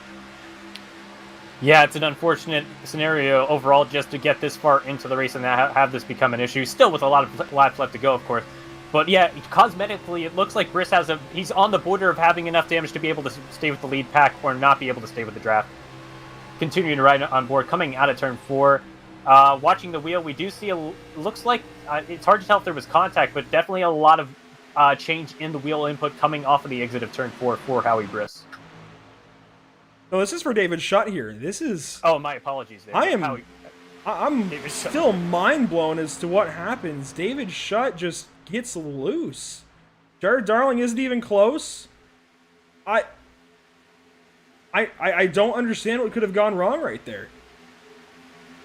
I mean, we could make ourselves sound like geniuses in the fact that we were talking about the handling starting to go away on these cars, and a couple laps later, it did look like there was some existing damage on the back of that car, so that may have created a bit of a roll as to that car getting that loose off the corner, but certainly bizarre. Big crash in the tri-oval. And the bad breaks continue to come for Shutt, and he's not going to be the only one. It looks like at least a half a dozen cars and a lot of heavy hits, a lot more drivers, which are probably going to have to end their nights as a result. You know what? That would not have included David Shutt if not for what just happened a couple of laps ago. That is huge for the driver of the 5. Now, I'm not sure where this is initially going to start. We'll kind of take a look a little bit further forward in the field. This is a very interesting one. I don't know what just happened. I don't know if this is up with the leaders. We kind of just caught the back end of things. And into the tri-oval. It happens further behind. Oh, it's going to be Brandon Stringer. I believe you're right. That might have been Stringer, who, yeah, and indeed it was. He was involved, remember, in the first wreck. Not too much major damage in the first crash in 1 and 2. Got into the back of Daniel Falkingham, despite riding towards the rear of the field. Now we're going to go on board with Stringer and kind of see what happened here. Looks like that's Scott Shire just ahead of him. You see TCB with an abrupt move to the outside, and Stringer comes here through this 18-degree tri-oval, and he just got right hooked. I don't know who got him, but wow, he just got hooked head on into the wall across the bow of the number 5 of David Shutt. Trey, there might be more to this story. I believe Shutt might have been the car tailing him. We'll get a better perspective just to get a little bit of the bigger picture of what occurred here. Looking from the sky at this point in time, yeah, we did see that Stringer was the first car to go into the outside safer barrier, coming through the tri-oval here. So I just kind of got the preview of what was going on and just saw as the runs were forming. Unfortunately, the grandstands blocked it there for us, but it looks like David Shutt is actually going to have a run up to Matt Hummel. We'll see it right here. The very bright blue 5-car gets a run to the red 93 and then just absolutely hooks him, and there's nowhere for Hummel, Shutt, anybody back here to go. And I think this also involves Tyler Justice. Yeah, we were just talking about Justice also being one of the drivers who got shuffled out of line, and he was running up towards the front of the pack throughout the majority of this race, at least up to this point. It was the majority of this race, and I mean, you know, you guys kind of touched on it, and Trey and Andrew, if these guys would have been able to stay up towards the front of the field, here comes the hit from Shutt right to the back of Hummel, and then catches the 61, and then Justice gets speared either by the 5 or the car that came off the wall in what was the number 61 as he got off into the fence. And that's just a very unfortunate turn of events here for some of the drivers who showed speed tonight, happened to get shuffled out a few laps before this wreck took place, and it's now jumbled up this race a few laps shy of halfway. Yeah, and we're starting to see a little bit of a trend here. We're seeing guys get about halfway into a fuel run. It was about 20 laps since we went green flag racing. And this is the second consecutive time it occurred, and then we have an accident. So I have to wonder if that's going to continue at this rate of time. We'll see a couple more cautions here. But the other thing we do have to take into account, though, is that the field is continuing to dwindle. Do have to note, though, an impressive amount of lead changes so far. Only 44 laps, maybe slightly less than 40 that were green flag, and we've already had 19 lead changes. We're not going to hit that record number from the NORC Daytona 500, but we are going to get relatively high, it looks like. I also want to mention, we love interacting with you guys in the YouTube chat, especially. Eric, you called me out for jinxing, commentator cursing, that number 5 of David Shutt. Right before that all happened, we did have a commenter, I believe by the name of Dayitch. That's kind of what the name looks like anyways, Deaitch. I'm going to call him out. I'm going to put the evil on him because he had just said that he was digging that Tar Heels blue Jordan car, and that was Brandon Stringer. All right, fair enough. I will put you off the hook there, and we will now place that commentator's curse or commenting curse on that use that you just mentioned. And that's one of the things I love about this series. There's a lot of momentum behind it, a lot of support behind it, a lot of eyeballs behind it. And I think I speak on behalf of all four of us who are on the production crew here tonight that this has been a blast. I mean, sometimes you sign on with some of these leagues that we cover here, and they come to Daytona, and it's just all-out wreck fest all night long. These guys, as you saw earlier, only had 2 cautions. The racing has been phenomenal all throughout. And there's a lot of energy behind this series, and it makes it a lot of fun. It allows us to have a lot of fun with it. And the good news is we're not even halfway through this event. And Trey, we still looks like we're about a half lap away from this restart. And Andrew said this after the last restart. I'm going to say it after this one. I haven't a clue who may end up winning this race. I'm not even going to pick a favorite just yet. And you can call me out for that, not being willing to commit to something. But that's just how I feel. And I'm sure you would agree with me on that one, maybe. No, that's the thing, because any driver that I would put money on, I wouldn't feel incredibly confident in, just because there's so much unpredictability and there's so many factors that you have to take into account with super speedway racing, especially with the B car. We've seen it be so conducive for side-by-side racing here. Drivers have the opportunity to be incredibly aggressive with the bumper, and that's also where things can go incredibly awry, as we saw with the last caution flag. So basically, yeah, no idea who's going to win this race. We'll get a better idea of who can win the race as we see more potential incidents. We'll come around to take the green flag this time by. It'll be lap 45 coming to lap 46. When we go back green flag race, you can see how few cars are up on the top side. This lead pack, this field is dwindling. Across the stripe, though, the 69 and 11 leads to the green flag. That's Sheldon Lockie down low. Hayes Booth up top, and Hayes has a hell of a run to turn 1. 3 wide. And now looking down to the inside, one of the most aggressive cars in the field today, that number 8, despite the damage to the back end. Here comes Josh Robin on the bottom, and he's got help from John Berry. That's going to shuffle Hayes Booth out of the top 5 and more. Now getting kicked up to that 3rd lane is the driver who led us back to the restart, the 69 of Sheldon Lockie, while Robin, Berry, and Owens put themselves back up in the top 3 spots as they enter 3. So we're seeing really a return of the drivers who were strong a little bit earlier. It's Josh Robin, who's remained prevalent for most of the day. John Berry, who was really prevalent in the second run. And we also have Spencer Owens, who's been pretty consistently up front. And the likes of Hayes Booth and Sheldon Lockie quickly returned to the rear of the pack. Of course, that might have been by design, though, for those drivers once they saw that they were in a scenario that was a little bit sketchy. We head into turn 1, already completed 1 lap into this run. John Berry, the driver leading the outside line. He's currently one leading the field.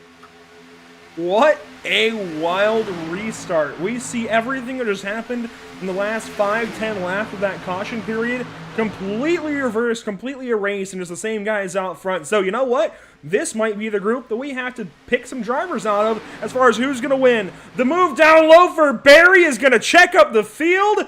Are we going to save it, boys?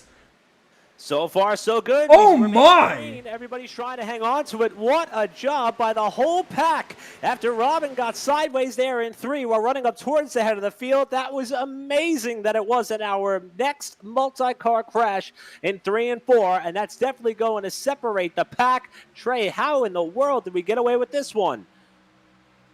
I think we're going to have to let the visuals speak for themselves. We see the contact there between Tyrell Baker and Josh Robbins. An incredible save by Day, and everyone behind him has immaculate, really, just truly remarkable ability to get on the brakes or just get out of the throttle and give the driver ahead of them a little bit of time to also get out of it. Just good job all around on the inside line.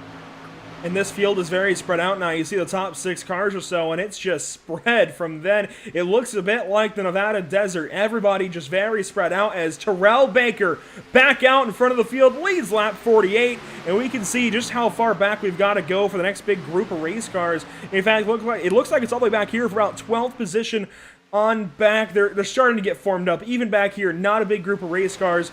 Everybody very thinned out by that incident a couple of laps ago.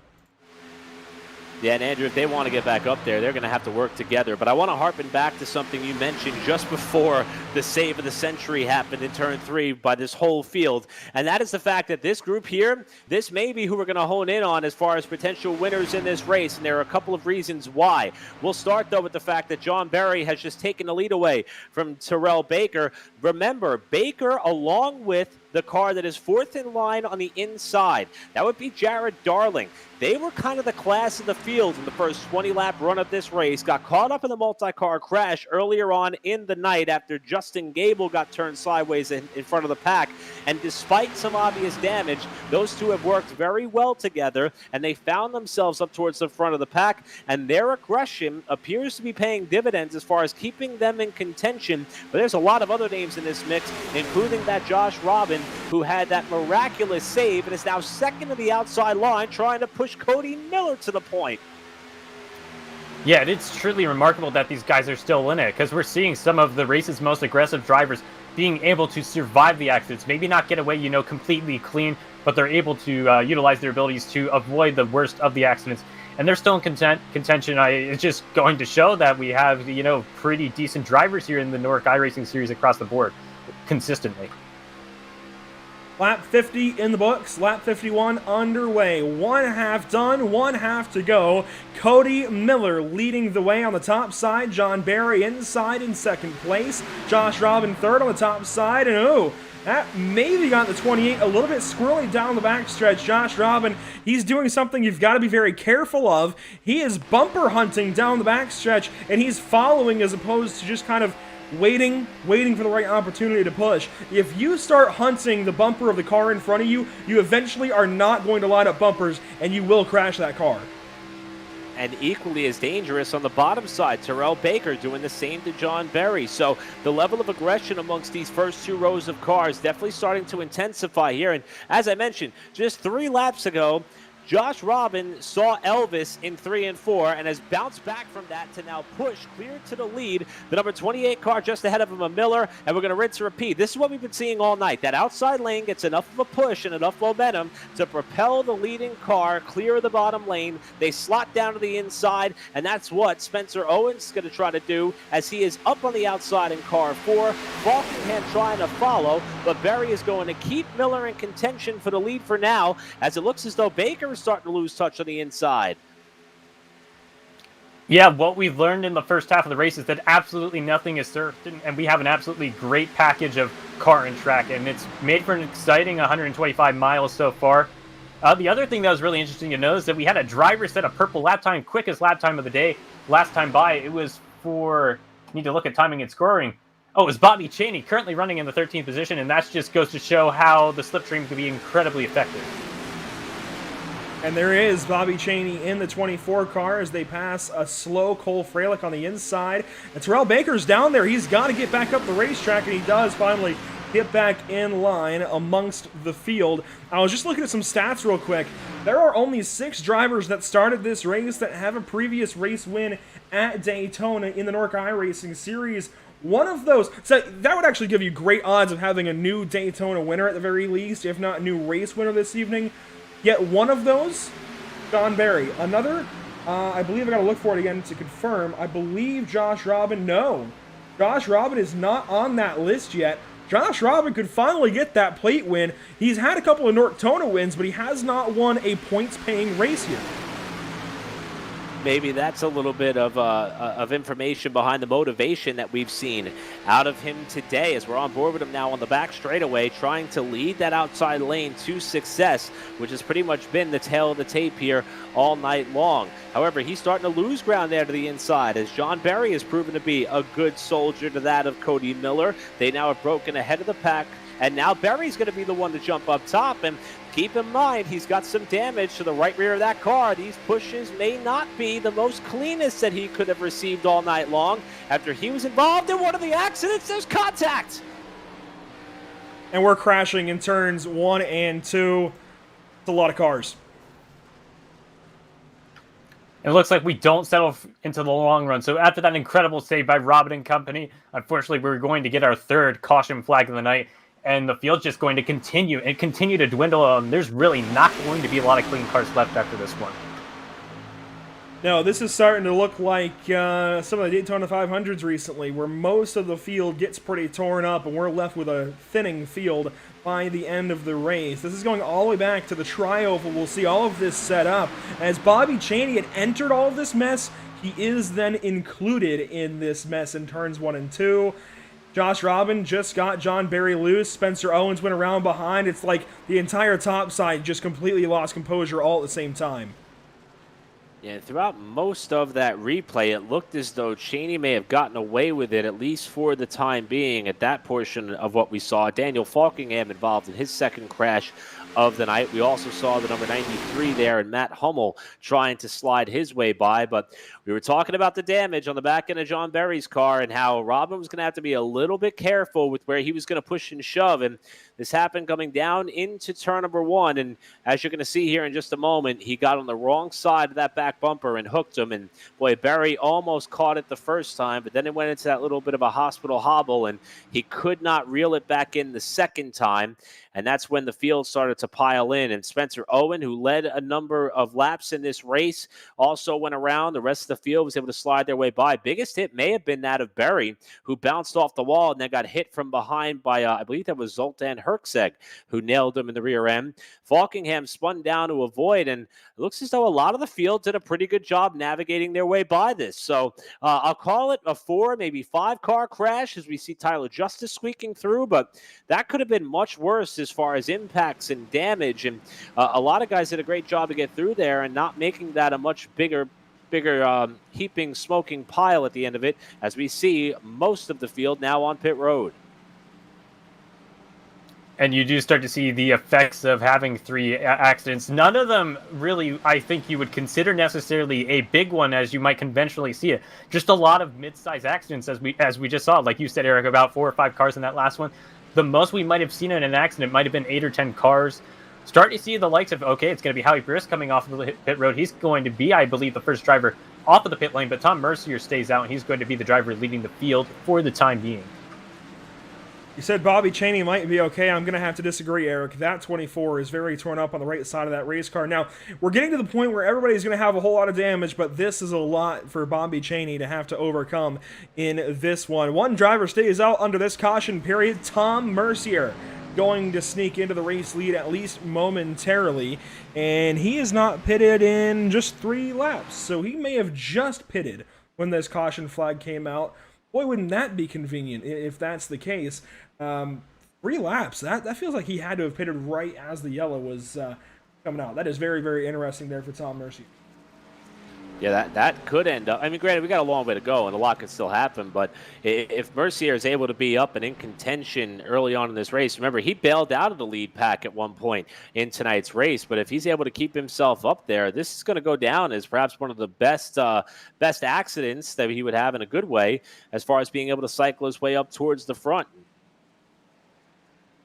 And in fact, let's now take an opportunity to talk to Josh Robin, who is battling for the lead up at the point of this race. And Josh, I'll tell you what, man, you guys have had so much speed, but it's been pretty aggressive there all throughout the night. How's the race unfolding for you so far? And is that what you have to do to get the job done? Do you have to be a little bit aggressive with the front bumper in order to make some progress in getting up through this field? Yeah, I'd say you have to be aggressive. First of all, I didn't mean to wreck John Berry there. I just hooked him a little bit. But yeah, the race has been pretty good. I've gotten a few incidents here and there, some damage on my back bumper, my right side, but so far it's been pretty good. Stayed up in the top 5, top 10 all race. Yeah, that car and the driver have shown a lot of speed here, but you mentioned there were a couple incidents you were involved in. There was one that you were involved in that did not draw the yellow. That save in 3 and 4 was out of this world, incredible from our perspective. What was it like from the cockpit of that virtual race car? How busy were you with the hands on the steering wheel trying to hang on to that thing? Really not that much. Honestly, here at Daytona and Talladega, you just let the apron kind of save you. If you try to crank it to the right and the apron catches you, you're just going to go right into the wall. So basically just hold the wheel a little bit straight. I mean, just got to work it a little bit, but the apron will help a lot. So, but yeah, I'm just, pretty good out there. I love these plate tracks. It's my kind of thing. So I'll be back up there pretty soon. Well, it looks as though we may be getting set to go back racing. You put on a heck of a show here tonight. We can expect more of the same from you in these final 40-plus laps. Best of luck the rest of the way, Josh. We'll be watching. All right, thank you. Again, that is Josh Robin, who has been in a number of highlights here throughout the night. And you heard he took responsibility for the incident that put us under this caution that we're about to wrap up as we are getting set for another restart, Andrew. Lap 58 coming to a close. We'll restart with the beginning of lap 59. Tom Mercier in front of the field. Green flag is out. Green flag signal from our starter. We're back racing at the Daytona International Speedway. Howie Brisk down to the bottom side in front of Cody Miller. Hayes Booth now leading the top. Booth now trying to work the top side of the racetrack. Remember, he led a lap in this race earlier, and he's somebody who's trying to get his name up on the winner's list at Daytona in NORC competition. But unfortunately, that lack of experience is going to shuffle him up to the top side of the racetrack. He's going to get booted to the bottom portion of the running order. We got cars on the apron trying to make some moves in the back straightaway. Looks like Patrick Coley's going to be a driver who's actually going to utilize that space below the double yellow lines to drop a little bit farther back into the field. Might have also been the same strategy employed by Hayes Booth. A little bit difficult to tell. Driver catches the apron. I'm not sure who it was in particular. They're able to save it. Things are fairly calm and orderly for the time being. A little bit of 3 wide around that 10th position, but looking to the outside line right now. Not with too much assistance right now. I believe it's Mercier. Howie Brisk leading the way. Now he's having to defend from Terrell Baker. TCB to the outside of the 97 is going to take that outside line for himself as Tom gets the heck out of Dodge. He's going to drop back and get out of that front group. Howie Brisk leading the way. Some big moves the last couple of laps from Jared Darling and TCB. That was very scary the last time. And to turn number 3 now. Terrell Baker leading the top side to 1. 3-rounder. Baker's got a lot of help from a driver who led at the time of the caution in Cody Miller, trying to push that mangled back bumper of TCB's car towards the head of the pack. But Howie Brisk, with the help from behind by Jared Darling, will propel himself back out in front of the pack as we come to 40 laps to go in this race. The runs have been massive. The level of aggression way up there, and we're not done yet. In fact, we're not even close to pay dirt just yet as the top 5 starts to break free. Miller and TCB falling back, and how about Josh Robin back up into the top 3? We just talked to him, and he has clearly got what it takes to put himself in the right position. Can he keep his nose clean? I think I'm going to go out on a limb here and say Josh Robin may be the car to beat here tonight, judging by his ability to get to the front of the pack, to push, and to stay there. He's running 5th. Yeah, ultimately, if you were to have a data that gave you the information on how often drivers were in the top 5 tonight, or percentage of laps in which a driver was in the top 5, the only driver that might beat him might be the likes of potentially Jared Darling or TCB, because otherwise, Robin's been a driver who's been getting a lot of airtime on our end. He's been, fairly aggressive, very calm and orderly at other times, but he's, in the least, he's shown a driver who has the potential to go out there and get that win. And as you said a little bit earlier, Andrew, a driver who's yet to claim a points-paying win here at Daytona International Speedway, and I'm sure would mean so much to start the season with a victory for him. It would mean a lot to everybody in this field to get a victory. I was talking about it earlier, several drivers have never won in this series before at all, let alone at Daytona. Only 6 drivers in this field have won here in NORC competition. One of those is Cody Miller. One of those is John Barry. We also had Sean Williams, I believe, on that list. Jared Darling. Only a few select drivers have won here in league competition. Will Klein is one of those. It's going to take a lot for one of these guys to go out there and win this race. There are some of the same favorites that are just showing themselves in this race. We've talked about Cody Miller. We've talked about John Barry. John Barry now looks like he might be out. So the field is certainly starting to win that tug of war, but it just seems like exponentially as you go up that win list, it seems like it gets tougher and tougher to beat them. It's crazy. Ooh, a little bit of contact there to Darling off the front bumper of Terrell Baker as they enter turn number 3, and it's going to kick Darling up the racetrack. And yeah, a lot of motivation for this entire field. And one thing that I'm starting to notice is the way in which these cars are handling. And Trey Shuttlesworth talked about it earlier, the changing track conditions. You can see the sun is now set behind the virtual grandstands at the Daytona International Speedway. The track is going to start to cool. The handling conditions are going to change. These are all things you could practice for. What these drivers rarely practice is what what these cars handle like when they have sustained a lot of damage. A lot of cars have been involved in incidents and crashes tonight, many sustaining damage to the back bumper or having missing rear bumper covers entirely. That's going to change the way in which these cars drive in these tight packs. There is no way anybody has rehearsed this, learning this all on the fly, and we're going to watch the level of aggression and intensity continue to ratchet. Looks like we're having connection issues there with Eric, but the field continuing on now. Lap 64 of 100. Howie Briss leading the way. Now it looks like maybe... Eric, do we have you? I think I'm here, but we'll try it again. Howie Briss still at the head of the pack. I was making a... Getting a bit tough to hear him again, but Trey, this field is starting to find themselves in this midfield stride, this mid-race stride.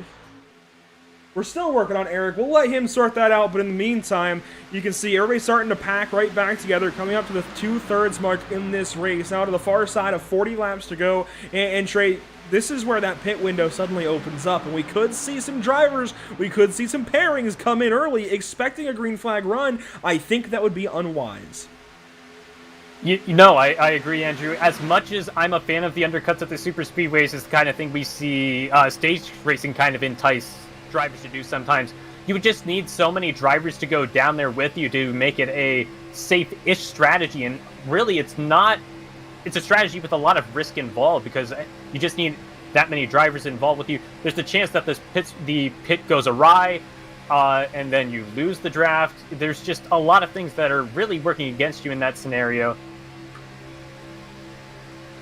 Lap 66 now of 100. This will mark 2/3 of the way through this race. Side by side, Chevrolet Camaro is battling at the front of the field once more. It's Howie Briss down low, TCB up top. The top side is accordioning on itself. They're falling back. Very odd organization in the front of this field. Josh Robin now is going to look high, maybe, as they come up on this lap car. I think that's why they're starting to string out. David Shutt on the bottom side. They barely get through. How about this 7 in position number 7 momentarily? Tyler Justice is somehow still in this race. Justice doing all that he can to keep himself in the battle. We'll try this for a third time. Hopefully the mic keeps working here. But Justice, despite the problems, remember we gave him a hard time earlier for being at the back of the pack and getting swept up in a wreck after getting shuffled out of the draft. He's up there running in top 10 contention, now trying to work the inside that we've oftentimes see come in a proper formation and dismantle time and time again. But that is where Josh Robin now rides and tries to take the lead away, with Howie Briss still fighting heavy up top. And we are really starting to get an idea of the players who are going to make their presence known later in the race, as long as they're able to maintain the track position.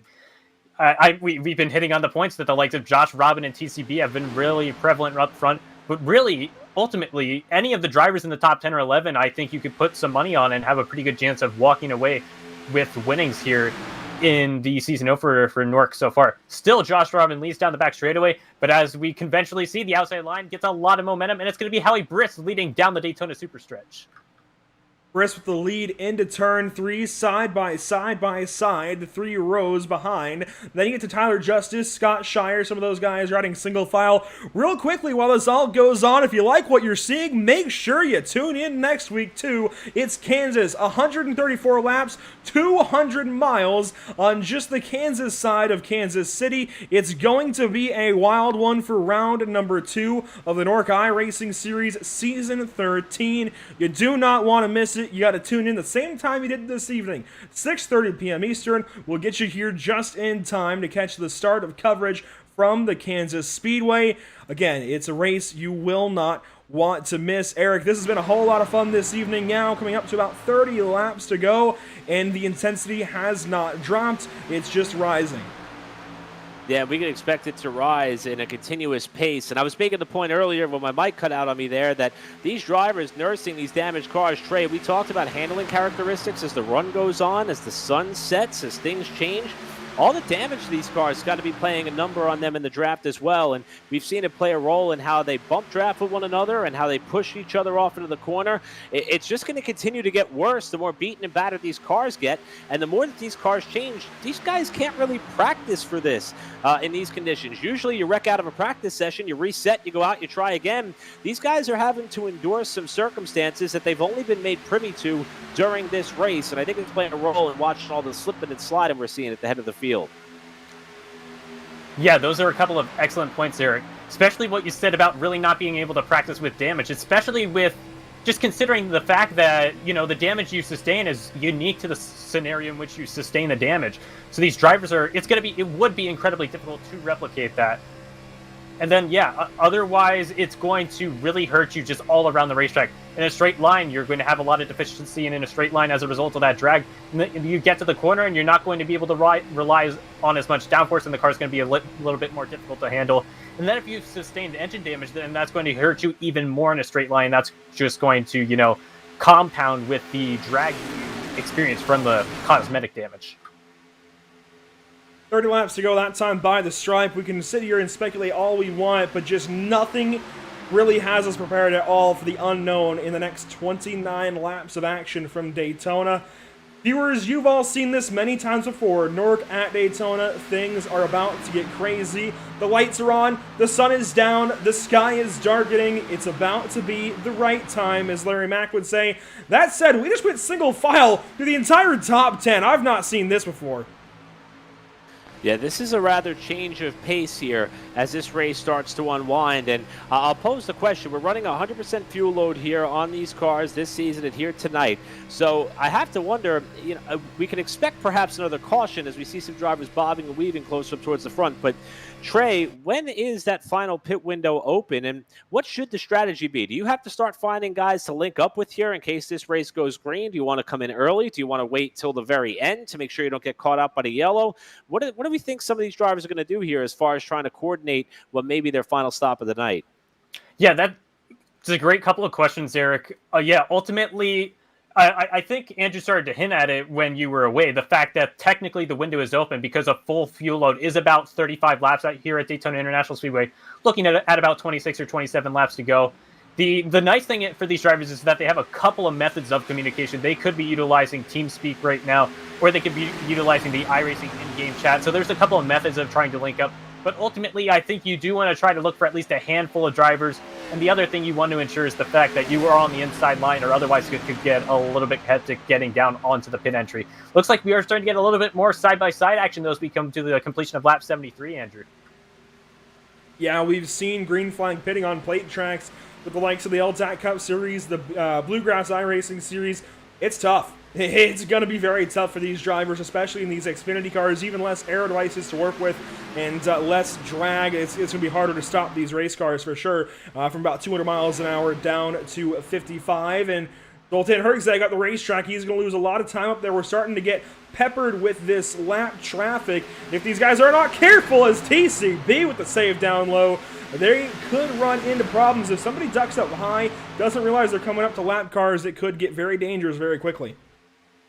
I was just about to compliment the pairing that was that of Jared Darling and Zoltan Herczeg as they rocketed their way to the front very abruptly, and they got themselves up there in contention. But right now we are seeing how Herczeg has gotten kicked up to the high side. Now we're on board with Terrell Baker, who's got a front row seat to this double-wide duel just ahead. That Darling is now being pushed by Howie Briss, while on the bottom side it's still Cody Miller and Daniel Falkingham. All these cars beaten up through earlier crashes, still putting on a heck of a show at the front of the field, and a couple of drivers starting to cycle their way back up towards the front. How about Matt Hummel? Talked about him earlier after being involved in some crashes. He's now running in 6th. As you see Falkingham catch the apron, starting to see some ebb and flow amongst this top 10, and that pack is starting to grow as there's more lap traffic ahead. Yeah, they're going to efficiently get past the 5 of David Shutt. You know, a little bit close in a couple of bit of scenarios, but it looks like everyone's going to make it for the time being. We come out of turn 4, though, and it's about anyone that has a somewhat clean car that is in the lead draft right now. Looks like we still have about 15 or 20 drivers, officially 3/4 of the way through this 250-mile race. And as you said, some new names trying to make their presence known here near the front half of the field. Well, 25 laps to go that time by the stripe. 3 cars send themselves out in front of the field now as side-by-side for fourth is Terrell Baker and Jared Darling. Josh Robin, Matt Hummel, a lot of the usual players have put themselves back in this top 10. How about somebody we've not mentioned at all this evening aside from maybe the grid? This guy right here, Aaron Smith. I don't know how he's just kind of snuck through the field to put his number 70 into the top 10, but he is just quietly riding around in his Chevrolet Camaro, and I don't think he's got any damage just yet. That yellow machine has stayed very clean, and a lot of drivers rag on his yellow that he always comes to the racetrack with, but it's working for him this evening.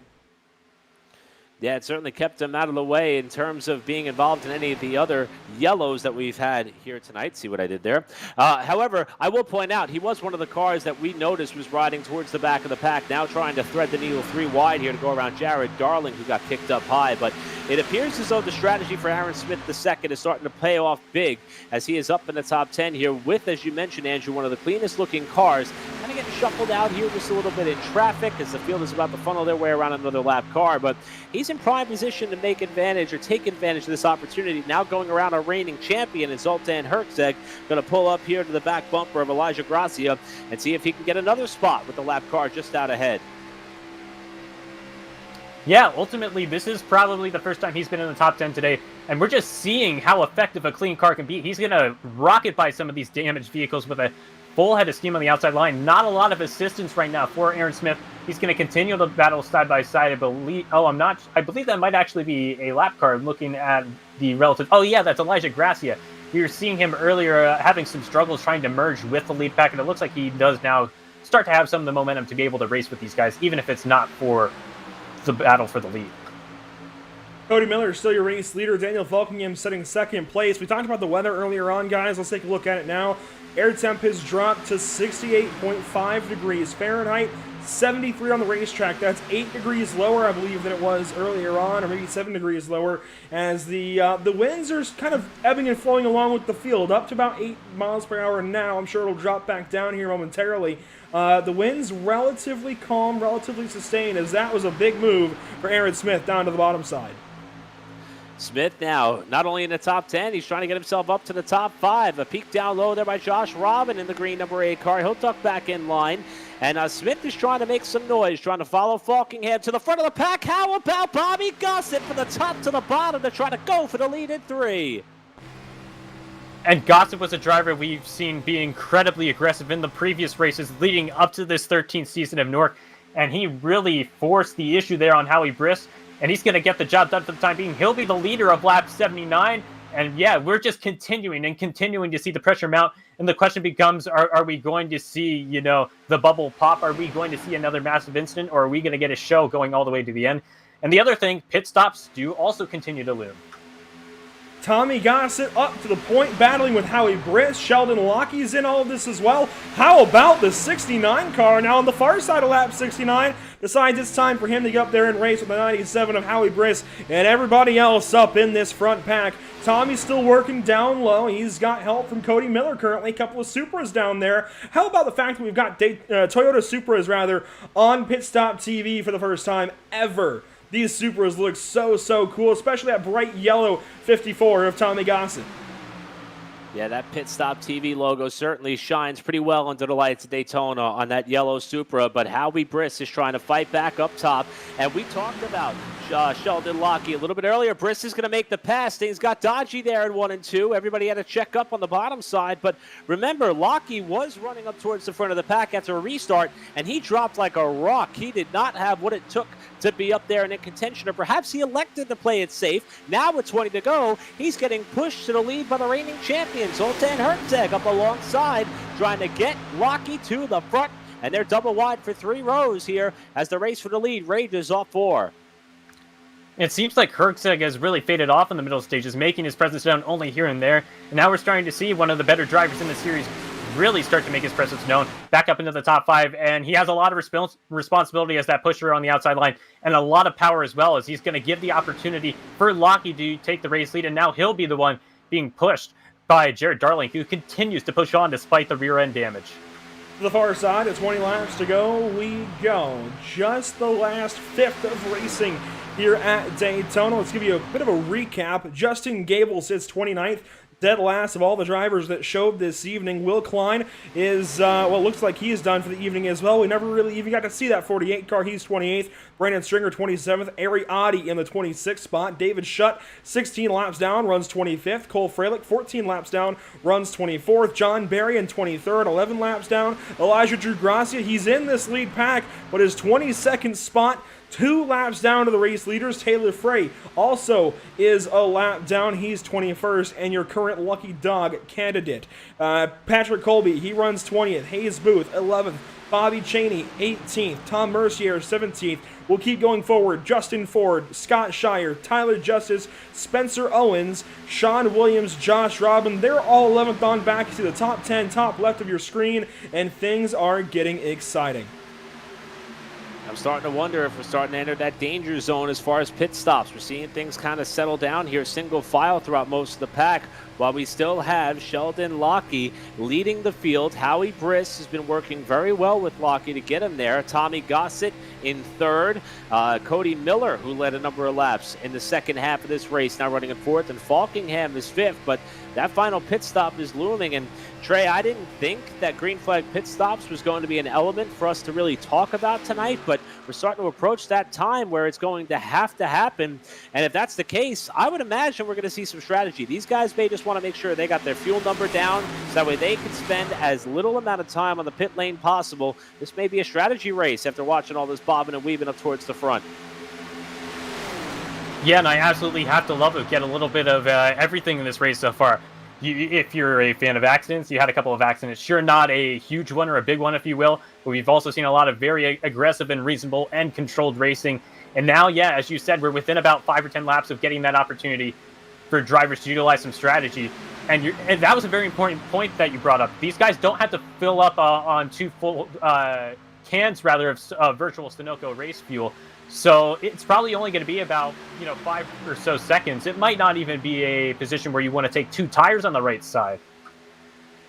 No, I think it's gas and go for these drivers whenever they do come in. That said, if we could run about 40 laps on fuel, these guys are only 2-3 laps shy of race distance here. They've been running now for about 27, 28 laps since they last pitted under caution. That gives us about 12, 13 more. That takes us right to about, it looks like, lap 97, lap 98 of 100. That is how close they are to being good on fuel. And obviously these guys are drafting, they're lifting, they're able to reduce drag on their race cars by sitting in behind one another. They could have all saved to this point. We could have drivers that are only 1 lap shy, a half a lap shy. Of course, we could have drivers who've been flat out this entire run and could be 4 laps shy. We just don't know. Yeah, and the time to find out is approaching relatively quickly, and we're still seeing things shake up here towards the front of the field. One driver who has been very bold in making sure the top side works is not only that of Zoltan Herczeg, but it's also a driver who we've talked about a couple of times here tonight and has been up in contention, and this is the first time we've seen some aggression. Was going to talk about Tom Mercier, but here we go. These guys apparently do not think they can make it the whole way. We're starting to see some cars dive for the pit lane. It's going to be Howie Briss leading them down. Also, Jared Darling is in that mix, and I believe I saw one other car come down. It's number 93 who is going to come in for service as well in Matt Hummel. So this is the first move that we're seeing here for cars that have to stop. It's going to shake things up here towards the front with 14 to go. We continue to watch the battles up front, and looking at the picture on pit road, it looks like we are going to see all 3 of them come out at a relatively same time. So those guys are going to probably have enough momentum to be in contention later in the run. That is, of course, if all of the drivers do have to come down onto the pit lane. So we have a little bit more single file. Conventionally, you would think, that probably means drivers are wanting to come down the pit lane. We're just going to have to continue to watch. We have at least one driver ducking down, and that's going to be quite unfortunate. That's Tom Mercier pitting that time by. He had finally gotten aggressive, finally moved up to the front of the field now, comes down the pit lane all by his lonesome. What's interesting to me as well is these drivers have to figure out how much fuel they want to take, and that, I think, is going to show a lot of separation in these closing laps. And they also, oh my gosh, as Cole Freilich just bodied Josh Robin. Thankfully, the 8 keeps racing. We stay green flag. That could have been very, very dangerous for everybody on back from the 8 car. But I think what's going to create a lot of our delta here into pit stops is how much fuel these drivers take. I expect no tires. I expect just a matter of how many gallons do you take. Do you only get yourself good to the end of this race, or do you account for green-white checkers? Yeah, and I'm starting to wonder now if the cars that we saw come down with the likes of that of Darling and company, if maybe they were trying to somehow maybe split the end of this thing, but considering the fuel strategy, it looks like they all kind of got in agreement as far as how much fuel they were going to need and had to take.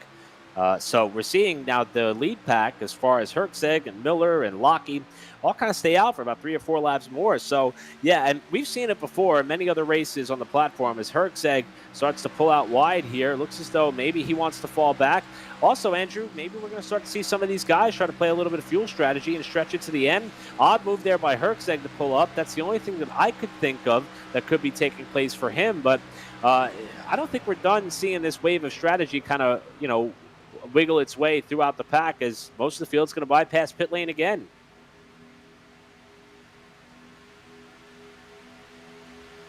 Yeah, all we can do is, question the decision there by Herzeg, because it didn't seem like he was really forced to the outside line, and judging by the fact that he's not being incredibly aggressive and trying to duck back down onto the inside line, have to wonder if this is by design for him.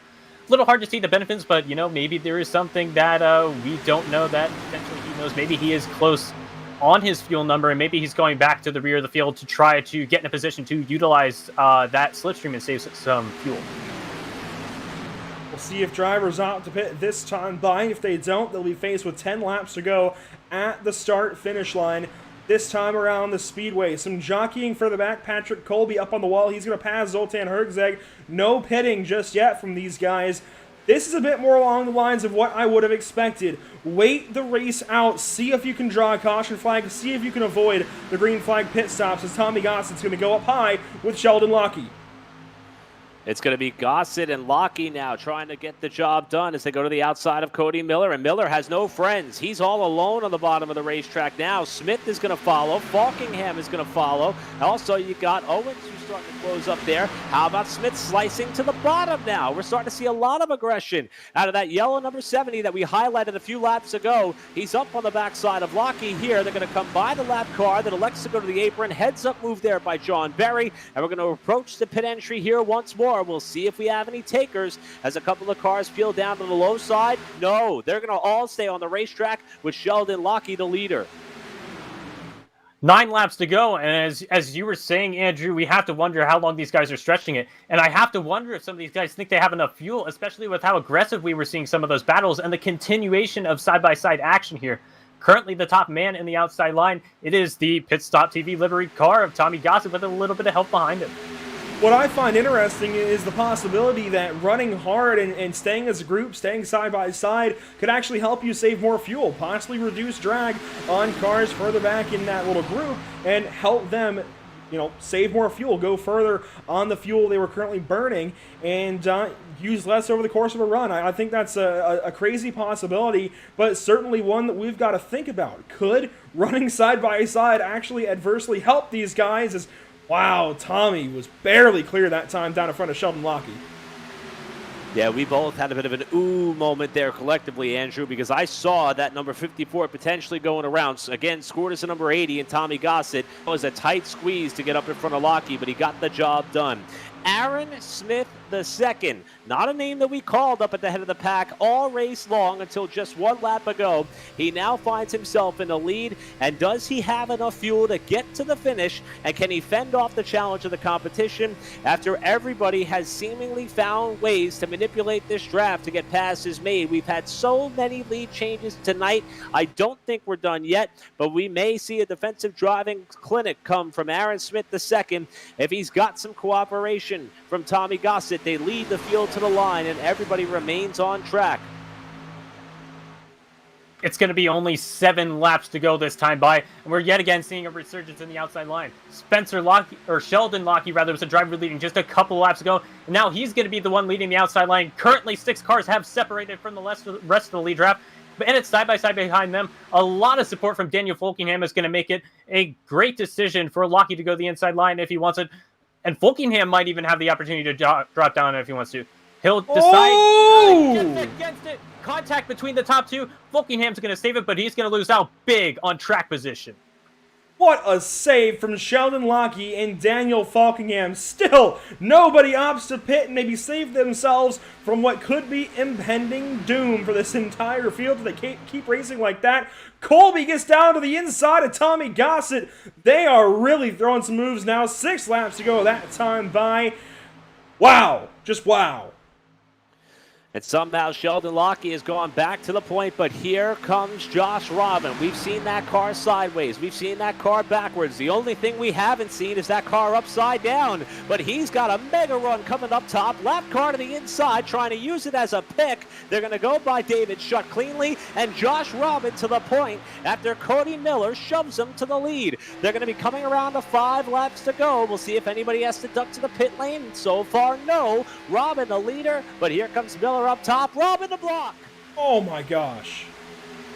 The clock just continues to tick. The laps continue to wind down, and that was an incredibly aggressive block from the 8. We haven't seen a lot of drivers come from the inside line to go to block the momentum of the outside line just because it's such a move that invokes so much risk and so much danger. But Robin has gotten to the point in time where he says, you know, all bets are off. We have to race as hard as possible for the race win. Still not a lot of separation between the top 4 cars right now. It is an absolute dead heat right now between Miller and Robin as we head down the super stretch. It's going to be 4.5 laps to go. 4 to go at the line this time. Coming back around turns 3 and 4, we'll be faced with just 4 trips back around the Daytona International Speedway to crown a race winner for the first time in NORC Season 13. 4 laps to go. That's 10 miles. I don't know how they're going to last. I really don't know how they're going to last 10 more miles. We've seen some pretty incredible driving, but this entire field here tonight. Sure, there's been some accidents. Sure, there's been some cautions, but there has been a lot of busy hands for all these competitors, and heads up move there, but a lap traffic to get out of the way. Josh Robin, the leader out of turn number 2. Sheldon Lockie, though, right there with him, and that is going to have to be Robin's best friend. Now, Robin appeared poised to try to play both sides of the traffic as Cody Miller starts to draw even with him in 3. Robin's going to have to either hope he continues to get a solid shove from the 69, or he's going to have to start getting a little bit more aggressive, trying to protect that top side as they come out of 4, and they're side by side for the lead again, back to the line. From 1 lap, still not a lot of change right now. It's going to continue to be Cody Miller. He'll be the leader by about a car length at the start-finish line. He utilizes the option to go to the inside line, really stalls the inside line's momentum as they have to adjust to a merging Cody Miller, and now the leader of the outside line, it's going to be none other than Tyler Justice, who really hasn't made his presence known here since the middle stages of the race. In fact, he was involved in an incident, I believe it was around the 50 lap mark. I think he's been at all 3, just by virtue of being towards the front of the field. This guy made his presence known early. It's taken him a while to get back up into the front, but now with 3 laps to go, coming to popsicle sticks this time by, when do these guys run out of fuel? I would guess it's going to be soon. I don't know how anybody could have saved anything. I think they're all wishing for a yellow. They just don't want to be the reason for the caution, but they hit the line with 2 to go. Miller inside. He's got Josh Robin behind him in the 8. Outside, leading that pack is going to be that of Tyler Justice with the very clean and composed Aaron Smith II trying to push him clear to the lead. We're going to be coming around to the white flag next time by. That would make this race official. Will they all make it there as they're double wide for 5-6 rows deep on the backstretch? And you mentioned Smith. He is in an absolute prime position right now. If he wants to give the shove to the leading car of Tyler Justice, he can do it. Justice can clear himself to the bottom, and Smith would be the one in control of the outside line. You have a lot of power and a lot of control as long as you have the push from behind. So we're going to come out of turn 4. It's only going to be 2.5 miles, 1 lap to go here to open the NORC season at Daytona. I can't believe what this is setting up for. Tyler Justice on the outside leads the penultimate lap. 1 lap to go at Daytona for NORC Season 13. It's the first race of these Xfinity cars since back in Season 7. The number 7 car on the outside of Cody Miller, Josh Robin down low. One of the favorites all day long. What changes down this backstretch? What changes to change this race the next time around the stripe?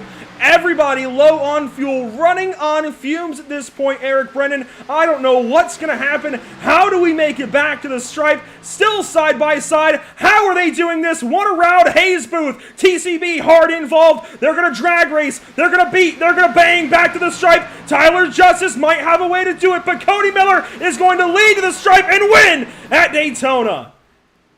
What an incredible job by Cody Miller after being able to withstand the pressure from the outside line by Tyler Justice. Final margin of victory, 32 thousandths of a second. But what a job by this driver. We mentioned the first time that we've had the Supra on Pit Stop TV. It's going to be the first time we have a Supra go to victory lane, and Miller did everything right tonight. We thought the outside lane was going to get the job done. We thought that perhaps Tyler Justice was going to have the push that he needed, especially after Josh Robin got ping-ponged down to the inside, but Miller never lifted. They all made it back on fuel, and it's Miller who gets the edge and the win. Trey, I cannot believe they made it to turns 3 and 4 without wrecking, and I cannot believe that Miller was able to hold on for that final lap. Yeah, that was absolutely fantastic. It does almost become a given to have an accident once you get to the white flag at these super speedways. That's just where the aggression comes out, and unfortunately, a lot of drivers got collected as a result. But yeah, it just seemed like there was a lot more cohesion in the inside line. Cody Miller's going to be the one to benefit as a result of that. He's going to be the one that's going to be able to celebrate in the tri-oval at Daytona as a result. But yeah, overall, it just seemed like the outside line, it was a little bit discombobulated coming out of turn 4. Not quite linked up between the 7 of Justice and Folkingham, or Smith rather, as they would have liked.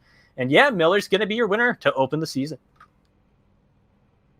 The 28 car of Cody Miller. I mentioned there were only 6 previous winners in this race at Daytona in points racing competition in the NORC iRacing Series. Cody Miller's done it twice, now 3 times here at Daytona. Keeping the wins pretty tight to talent here in the NORC iRacing Series. Cody Miller gets it done at the Daytona International Speedway. Tyler Justice, 2nd place. Sheldon Lockie, 3rd. What do you say we take a quick look back at what happened on that final lap? Let's see if we can't watch it all back. That was insane. That was an insane call, Andrew Cardinale the 4th. I'll tell you, I don't know how you kept your breath that final lap. I was sitting here holding mine all the way through. This is at the white flag, and as you see, Justice had a bit of a lead there by a half car lane, so this is going to go down to the record books as a last lap pass, even though Miller was protecting the inside. But it looked as though that these guys were just going to seemingly stay stuck in this position unless somebody burped on fuel, and that never happened. Bottom lane starts to prevail out of turn number 2 with Josh Robin starting to push Miller clear, and I think that's what Robin wanted. I think he wanted to get Miller far enough out ahead so that way he could jump up in front of the 7 of Justice, but then the outside line came coming again. Aaron Smith the 2nd with a big push, and Shuttlesworth, here's where the chaos starts to break through. We're going to see Hayes Booth be the first to go around, and then the charge to the checkers was on. Yeah, and the drivers that were near the back end of this lead draft, they were in a position where they were just going to need extreme circumstances to get away with a race win. And for the likes of TCB and Hayes Booth, that well marked the end of their chances for a race win. And they're also going to lose out on some points as a result. Have to remember these guys do have to race for points here. There you see Robin darting to the inside line. Not sure if there was contact or not.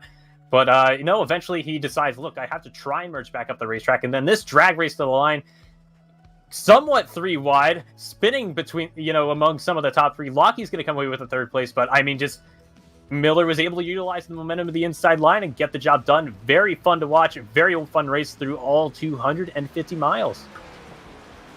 So Cody Miller goes down as the first race winner in NORC Season 13. Stay tuned. Post-race interviews now on the way from the NORC iRacing Series and Daytona International Speedway. Fireworks off the Daytona Super Stretch high above Lake Lloyd. We will be right back here at Pit Stop TV.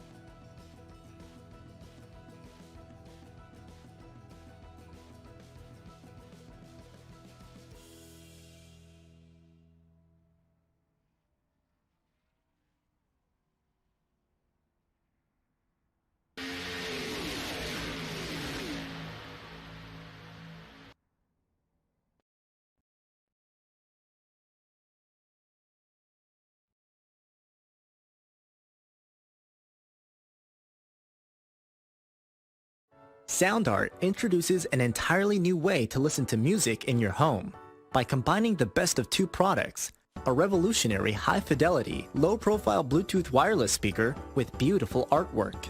Select from a library of artwork or upload your own photos to personalize your experience. SoundArt ushers in an era of invisible, beautiful, and amazing sound throughout your home and redefines your entire entertainment system. The need to reclaim your floor space and rid your home of unsightly speaker boxes that need to be bolted to the wall is now a thing of the past. Our canvas is printed on high-quality permalite by Breathing Color. And select from our gallery or upload your own. Standard sizes include 16 by 20 and 18 by 24 canvas wrapped. Custom sizing is available, as well as surround sound options.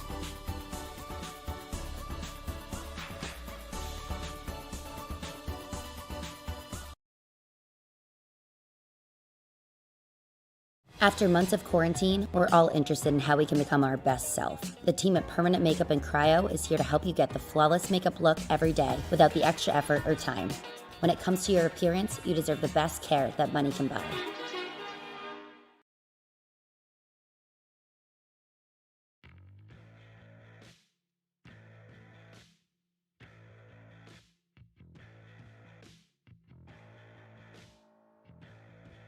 Welcome back to the Daytona International Speedway. 2.5 miles of pavement.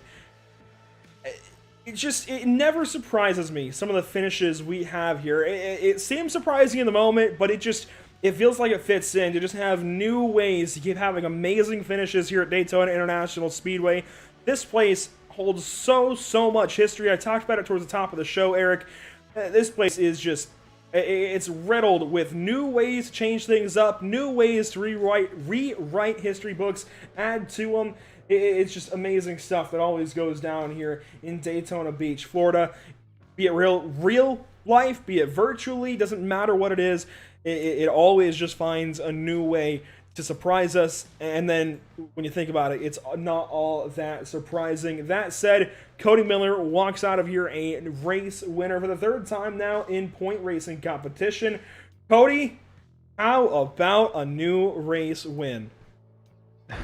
I mean, yeah, race car, right? We won it. It didn't look like you were going to win it. You were kind of midfield most of this race, and then eventually just the last few laps. Talk about post that, I guess, after that last caution. You guys all knew that you had about 40-ish laps to go. What was it, 43, I think it ended up being, and you were all very close. Did you know at that point you were going to the end, or was it a matter of trying to save fuel? Absolutely not, right? See, usually I don't think about these things, but at that last caution, I'm like, you know what? We're going to pit, right? Because I never pit in that situation. It screwed me over plenty of times, right? So I'm like, all right, we're going to pit, take fuel. So in case for some reason it goes to the end, because this somehow happens in this league, then I should be at least, decent, right? Well, it ends up working out. Talk about working with Josh Robin as well. He gave you a couple of big shots, kept you up there, and allowed you to race with Tyler Justice to the finish. Didn't even notice. But no, I love him. I'm surprised. I mean, he had nowhere to go. But I mean, I'm happy he decided to stick with me, and not just try to back off to make moves. But I mean, good. I'm happy. Good for him. Good for whoever was above me. Yeah. But yeah, it was a great finish. Well, Cody, 24 races now remain on the schedule. Obviously, I don't believe we're winning you're in this season, but certainly a pretty good start. How do you think you fare the rest of the way? Completely awful, and I have no chance. All right, well, before we let you go, who do you want to shout out this evening? Well, shout out Robin for, being him, for somehow pushing me. That's why I'm still, surprised he pushed me here. But thanks to Robin, thanks to everybody over at Team TCB for throwing together god-awful race cars week in and week out so I can go and kill them in some way, shape, or form. And thank you guys here, Pit Stop TV, to, for talking while we drive. That's always, that's amazing. Thank John Barry for Not actually, I don't thank him because he didn't give me a discount the race this season, even though I'm only going to be like sort of part-time. But I mean, I guess fine. He made us race. Well, congratulations tonight, Mel. We'll see you next week at Kansas. Best of luck to you. Yeah, luck, sure. Cody Miller wins this evening at Daytona. That's classic Cody Miller. That is exactly what is to be expected from Cody Miller. It's a big win though for him, and certainly going to help him start his season off right. We're going to skip down the ways a little bit. Looks like we're still waiting on Tyler Justice to join us in the NORC TeamSpeak. So we're going to go down to third place real quick, and I'll hand it over to Trey so it's still kind of who is expecting to go with who. Trey will bring in Sheldon Lockie. Actually, I don't see Sheldon Lockie either. Now that I mentioned that, I kind of threw us in. No, I do see Sheldon Lockie. He's there. He's deaf, and we'll get him in here.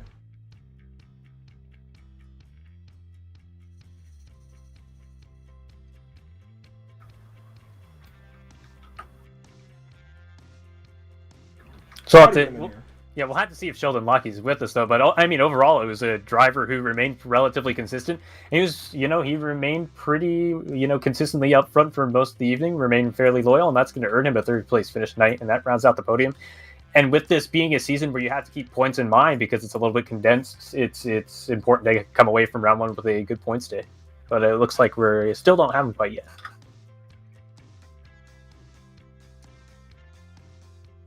Well, as we try and get our drivers here at the end of this race, I've never had this problem before. I'm not really sure how to go about this. We'll move on down the line then. If we don't have Sheldon Lockie, you know what? We always like talking to one Justin Ford, so we can skip on down the ways a little bit, and I'll hand things over to Eric Brennan with Justin Ford. Thanks a lot, Andrew Cardinale, and I'll tell you, I like talking to drivers all throughout the field in a race like this. And Justin, first off, welcome to the broadcast booth. From our perspective, this event was crazy. Now, as somebody who started way back in the field, ends up leaving this event with a top 10. Overall, what was your view of how the night unfolded? Was it what you were expecting? Did you think we'd make it to the end? The fuel mounting? How did the race unfold for you? And what are your thoughts that we just wrapped up this 100-lap season opener? Well, first of all, that was a fun first 100-lap season opener, so I'll take that, and that was my first experience with these guys, so it was a good time. And from the back coming up through the front, it was pretty much just hanging out, trying not to kill people, which unfortunately I did. I killed Elijah, so I'm pretty good at that. But, it was a good time. And that kind of answered my next question. Was it strategy from the start of the race, just kind of hang around to the end? And if so, when was the point at which you were going to hit the go button and start to try to work your way further forward? Because you did a good job at that, avoiding most of the carnage. And a top 10 after a night like tonight, it's something to be proud of for sure.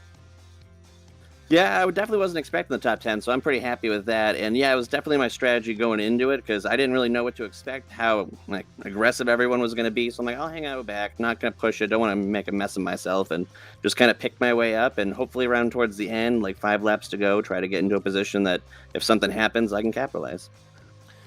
With about 12 to go, we did see about 3 or 4 of the front runners have to hit the pit lane for service. Fuel mileage became a very big thing at the end. I can't believe that the cars that made it to the end did. How close were you on fuel, and at what point did you decide, you know what, we're just going to keep going till the end and hope we have enough? Pretty much once everybody started trying to figure out if they had to pit or not, I kind of looked down, realized that I was technically I had 1 lap to good. So I was like, well, we're just going to send it and see what happens. Better than nothing. And I literally ran out of gas in the corner right after we passed the line. So I was pretty happy to make it. That's about as close as you could absolutely get it. And I know that from Daytona onto Kansas 1 week from now, 2 very different animals. I know that you've mentioned that you're new to the NORC League and all that they have to offer, and they've done an amazing job here tonight. But for you, Kansas not being as much of a crapshoot as we normally see the super speedway stuff, what are your thoughts and your level of confidence heading into that round for the second race of the season at Kansas just 1 week from tonight? Level of confidence is pretty much good going into everything. Just kind of there to enjoy, learn from everyone else. And I'm going to probably do the same thing, hang out and figure out my way through and hopefully be around a good spot at the end. Well, Justin, thanks for taking some time to come on in and talk with us and celebrate a top 10 finish. And best of luck for you and the rest of the season, especially 1 week from tonight at Kansas. Great job, man. Stayed out of trouble, made it to the end. It's a solid way to start the year. Hey, thanks, man. I'm pretty happy about it. Thanks for doing this, guys. Thanks a lot. That is Justin Ford, as we mentioned, who came home in the 00 in the 10th spot at the end of today's 100 lap event, the season opener for NORC in their 13th season of competition. And Andrew, looks as though we may have a couple of drivers waiting in the wings to talk about and celebrate their front-running finishes tonight as well. Yeah, we do finally have the Tyler Justice, and Trey, I'll hand him your way. Hello, Tyler. First of all, I want to say thank you for joining us after what was a pretty grueling race. But initially, I mean, how does it feel to come away with the second place in the first round? Pretty good, man. I mean, first race here, so wasn't really expecting to get too much out of it. I just wanted to kind of ride there and see what happens. But we were able to get up there early in the race and mix it up a little bit, and then I didn't feel too comfortable, so we dropped back to the back and ended up getting caught up in a wreck there. But luckily, we only had like 15 seconds of damage, so it didn't hurt us too bad. And was there at the end, just riding in the back, trying to save a little bit of fuel. We came in and topped off with 1 to green on that last caution, so I felt pretty good about it. But I didn't know how others were on fuel or if anybody was going to run out there. So we got down to 7 to go, and I thought it was go time. So we drove up through there pretty quick and was able to get first there on the outside. I don't know who was pushing me there, but they did a good job. I just came up a little short there, and I do want to apologize to Josh. I kind of doored him a little bit there at a 4. I was trying to keep it hugged tight there to Cody to try to beat him to the line. But no, overall, it was a great race, good result for us, and happy to come away with second. And hypothetically, going into the last run, would you rather have been on the outside line or the inside line? Obviously, tonight it doesn't work out with the outside line. Had a pretty solid push from it. It was Aaron Smith the second who was pushing you for the last couple of laps. But yeah, just come up a little bit shy. Yeah, I think I probably still would have picked outside there. I mean, he did a good job, but like it just depends who's pushing you and how hard he can push you without, hooking you and turning you. But he was doing a good job. I think he did all he could there. It just seemed like the bottom lane was more organized and formed up there, so they were able to get a better pull going into 3, and we weren't able to suck back up to them coming out of 4. But overall, I was pleased with it. I'd probably take the outside again, but just didn't work out. And the other thing that was a topic of conversation on that last run is fuel. What were your numbers looking like? Were you confident in being able to make it to the end? Yeah, I was pretty good there. We were, like I said, I started pulling out and trying to get up there with like 7 to go, and I was still 3 laps to the good at that point. I don't know what I was there at the end. I didn't check, but I know around 7 laps to go, we still had three to the good in the tank, so I felt pretty comfortable about it, and we were able to send it up through there and not have to worry about it there. So that was pretty good. And then looking ahead beyond the first round at here, Daytona, what are your expectations as we head to Kansas Speedway next week for round 2? I like Kansas.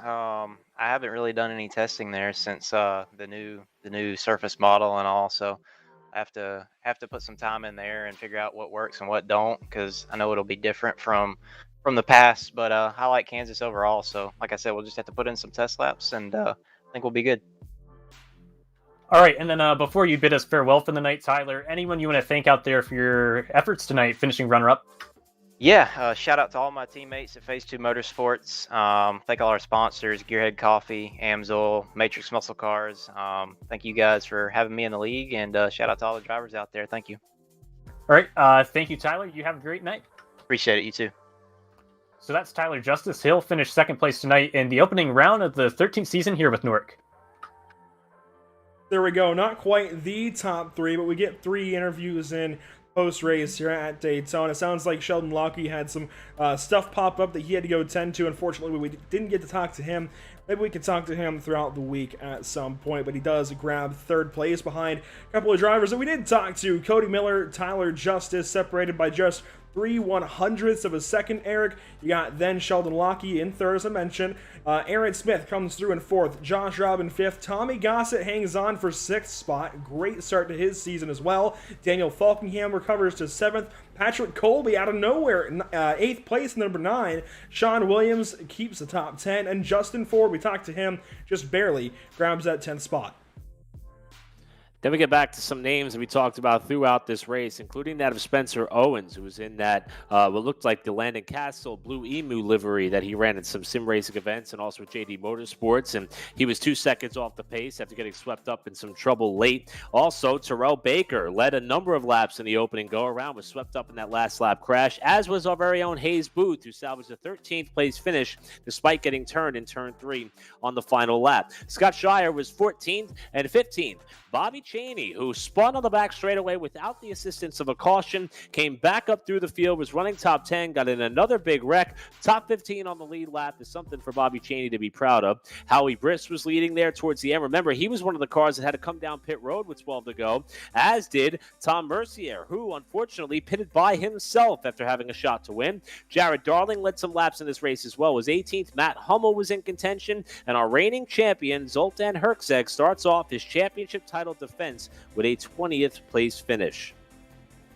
And then we look to what is the final 9 tonight. All drivers that won't be able to claim a finish on the lead lap. Taylor Frey is going to be the first driver. He finishes 1 lap down and unfortunately doesn't seem to get too much airtime tonight. Same for Elijah Grassi. I believe Grassi was involved in the first incident tonight. He'll come home 22nd place, 2 laps down. Then we did see some damage for John Barry from that incident where he was just unable to save the car onto the entry of turn 1 after a bad bump. He'll come home in 23rd place.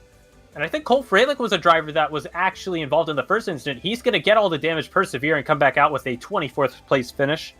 And then in 25th place is a driver who was getting, quite frankly, a decent amount of airtime, just logging laps near the back end of the race, and that's David Shutt. Ariati will come home in 26th place, 52 laps down, and then it'll be 27th place finish for Brandon Stringer, who will come home 58 laps down. Your final 2 tonight are going to be Will Klein and Justin Gable, each finishing 80 laps down and 81 laps down in this 100 lap opener of the NORC season. 29 cars came out to Daytona. Only one was able to win. It was the number 28 of Cody Miller. You got to tune in next week, though. You can't just see Daytona and leave it alone. You've got to come back to Kansas Speedway in 1 week's time at 6:30 p.m. Eastern again for coverage of race number 2 of NORC Season 13. It's going to be a fun one out at Kansas Speedway. I'm very much looking forward to seeing these guys go intermediate racing for the first time this season. It should be a whole lot of fun, Eric. Yeah, and I will tell you, first of all, a lot of us do this, whether it's race or commentate or, be a part of the sport because we love the sport of auto racing. I think if you were to, kind of get a read on the pulse of many stock car fans in 2021, I think a lot of people really like the NASCAR Now Xfinity Series package as opposed to what the Cup Series is running on the majority of their racetracks. And I'm excited for this series to kind of back that up because even on the Super Speedway, where many would think that aerodynamic design and car layout and horsepower may not matter all that much because of the equal governance as far as underneath the hood of the car, I'm pretty confident that tonight was a good example as to what we're going to see all season long. I don't think it'll matter if we're on a short track, a road course, a 1.5 mile oval like we're going to next week at Kansas. This style car and this caliber of field is destined to put on one of the best seasons in sim racing you will find in 2021. And I think that they've hit the nail on the head as far as the formula. I think the cast of characters we have as far as drivers is going to make it all the more entertaining. And that schedule that we highlighted to kick off our broadcast tonight is incredible. And I'm just really happy to be a part of it. This race didn't let us down. This series is not going to let anybody down with all that they have in store for this year. And we've got one hell of a race under our belt already and plenty more still to come, Trey. Yeah, you were starting to hit on the points, Eric, about the diversity of the schedule. And honestly, a stock car schedule should be as diverse as possible. We're going to some short tracks that, Top Flight NASCAR has not been to, such as the Nashville Fairgrounds. We'll be heading to Bristol Dirt. A dual feature at Talladega, 30 laps apiece. That's going to be relatively fun because that's going to be, all out from the get-go. And there's a lot of other days which are going to be a lot of fun. And then we get to the chase, or the playoffs rather, if you will, the last final 6 or 7 rounds, ending at a very fun intermediate track, Las Vegas Motor Speedway, very quick. And that will be an excellent way to end a 25 race round. And I look forward to it with what is my favorite car, NASCAR stock car on the iRacing.com service. And that's the car utilized for the Xfinity Series. I gotta ask before we go, quick final thoughts from you guys before we wrap up here from Daytona. I mean, personally, I feel like this was a pretty good season opener. Only 3 cautions. There were a few massive crashes in those 3 cautions, sure, and a couple of smaller incidents that didn't quite get yellows. But I think we had great racing throughout. It came up to a big moment of suspense where drivers going to run out of fuel, where drivers maybe going to crash before they got back to the start-finish line. We just didn't know what was going to happen at any point in this race. Yeah, and it kept evolving that way, which was the crazy thing about it, Andrew, is we saw drivers get involved in the first big wreck about 20 laps in and thought, oh, they're done. They don't have a chance. And then they would come back with the rear bumper all mangled and beaten up and the spoiler pointing in different directions. And if they could push properly or take a shove properly, they remained in contention for this race. Now, the winner, Cody Miller, didn't have too many dings and dents on his race car when all was said and done. But the variables as far as who, or the unpredictability as far as who would win this race, went all the way down to the last lap. I have no idea how a number of the front runners made it to the end on fuel. I also have no idea how they ran that last green flag stretch between cycling through single file, double file, guys coming from the back to the front and vice versa. And the saves that we saw tonight, I mean, we have enough highlights to pull from this event to put on one incredible compilation of driving ability with this series because of just how some of these guys were able to hang on when all hope appeared lost as far as saving their race car. You're harping on the fact we didn't have that many yellows, really didn't have that many incidents for a 100-lap plate race. I'm impressed. I really, and I'm not just saying that because we're partnered with the series. I was thoroughly entertained, and I know so because that 100-lap event went by quickly, and I'm already counting down till we get to Kansas in 1 week. And Trey, I'm sure that you feel the same. Yeah, all I can do for the most part is reflect a lot of what you guys have already said. It was a race that had it had a few incidents throughout the running of the 250 miles, but it had a very consistent pace to it. And drivers, they might have let up at a couple of periods of time, but there was never a consistent lull in the race, which we saw in the Daytona 500. And that's nothing against the drivers in the Daytona 500. That's just the nature of a 500-mile race. Eventually, you're going to want to relax and get strung out for what is a race that ends up being 2.5, 3+ hours long. So yeah, overall, just very impressed that these drivers were able to be as aggressive as they were without any, incidents that take out 10, 15, 20 cars. Just a lot of minor incidents as well, just due to drivers being able to react properly and, to the incidents happening in front of them. Just all around, very exciting as a finish, as well as you see the visuals of Cody Miller taking the first race victory. The one race in the books, as we've talked about multiple times now. You've got to tune in to the next 23 weeks of action with that dual week of 2 races in one night. It's going to be a whole lot of fun here for NORC Season 13, back in these Xfinity cars for the first time since season number 7. As we get ready to depart from Daytona International Speedway, as always, a thank you to our partners. These broadcasts would not be possible without Tucson Sound Art. Your picture, your music. You provide the image you want, and they will custom create a beautiful framed, high-quality canvas with a built-in Bluetooth speaker.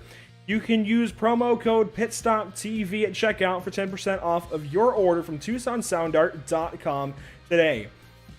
These broadcasts also are not possible without Race Pace setups. These setups are quite simply the setups that you need to get if you're looking to compete in any GT3 action, and they're branching out into more than just GT3 as well. By special request, even I think by more popular demand soon, they are going to branch out into more than just GT3 and Porsche Cup cars. You've got to head over to their Discord to see what they are cooking up for you next. A lot of great stuff is going on over there, and I know they've got a lot of great setups on the way. In fact, if you're looking to get some of those official races in this week, I think we're going to Daytona in some of the European series. I forget where IMS is going this week. I think Road America. They've got setups for it at Race Pace Setups. Make sure you head on over. These broadcasts are not possible without permanent makeup and cryo in Maine. Your appearance deserves the best care that money can buy. By all means, if you're in the market for any makeup, or permanent makeup rather, or cryotherapy work, check these guys out up in the state of Maine. Auburn, Harrison, Lewiston, Maine. They've got multiple locations up there. Check them out, 207-358-8683. They get you taken care of today. Ashley Bollier and her team of specialists are the ones that you want to go to. And of course, these broadcasts definitely not possible without Whiplash Media, the official camera and graphic provider of Pit Stop TV that brings all of these sights and sounds to you week in, week out, sometimes day in, day out. Thank you so much to NORC, all of NORC's fans, the NORC drivers, everybody here with the series for having us along for the first race of this amazing Season 13. It is going to be a fun one. A longtime driver of the series, I didn't think this day would ever come, yet here we are. This is huge to bring Pit Stop TV to the series. This is big stuff for me personally, and I will be forever grateful, even if it's just this one season, to John Barry for having us along for the ride. That does conclude our coverage tonight, however, of the NORC iRacing Series at Daytona International Speedway, and we at Pit Stop TV thank you for tuning in and joining us for tonight's action, and we hope you enjoyed tonight's broadcast. The channel stays active weekly. You can catch a variety of racing throughout the coming days. We're off air, though, until Friday night when the LTAC Cup Series goes triangle racing up in the Pocono Mountains of Pennsylvania, of course, at Pocono Raceway. Sunday, Cross Series League Racing goes for Pro 2 Light Round number 2 at Phoenix Raceway, the legacy version thereof. That's going to be a lot of fun. Not just the Phoenix Raceway Rallycross course. We saw actually a few jumps almost in the BRP iRacing Series last night at Charlotte. No, it's going to be crazy. We've got big, heavy, underpowered Pro 2 lights as opposed to the actual Pro 2s that are going to be beating and banging. If you didn't catch Sunday night's action from Charlotte, I highly recommend you go back and check it out. XSLR gives us great racing week in, week out, and they change things up. It's really, really exciting stuff. The dirt road portion of the schedule, my favorite personally. I want you all to go back and check it out from Sunday night this past weekend. Of course, after Sunday, we do finally crown a champion then in the aforementioned BRP iRacing Series. We are going to Bristol Motor Speedway, not the pavement. We aren't racing tour mods, no. We are going to Dirt Bristol with the BRP iRacing Series Big Block Modified, the Northeast Mods as they're called through a lot of the rest of the country. It's going to be tons of fun. I cannot wait for those big guys to be slinging it around the Bristol Motor Speedway. If yesterday's Cup race was any indication of the action we can expect, oh man, it's going to be a lot of fun. Of course, as mentioned, next Tuesday we go to Kansas. NORC has 24 races left. This should be a pretty intriguing second contest of the season. Make sure to tune in at 6:30 p.m. Eastern Time. Make sure to follow us over on Facebook at www.facebook.com/pitstoptv, on Twitter at pitstoptv_, on Twitch at www.twitch.tv/pit_stop_tv, and on YouTube at www.youtube.com/c/pitstoptv1. For all of Pit Stop TV, Eric Brennan and Trey Shuttlesworth with me on the mic this evening, Emerson Arden holding things down on social media. Thank you so much for tuning in. My name is Andrew Cardinale IV, and we will see you next time.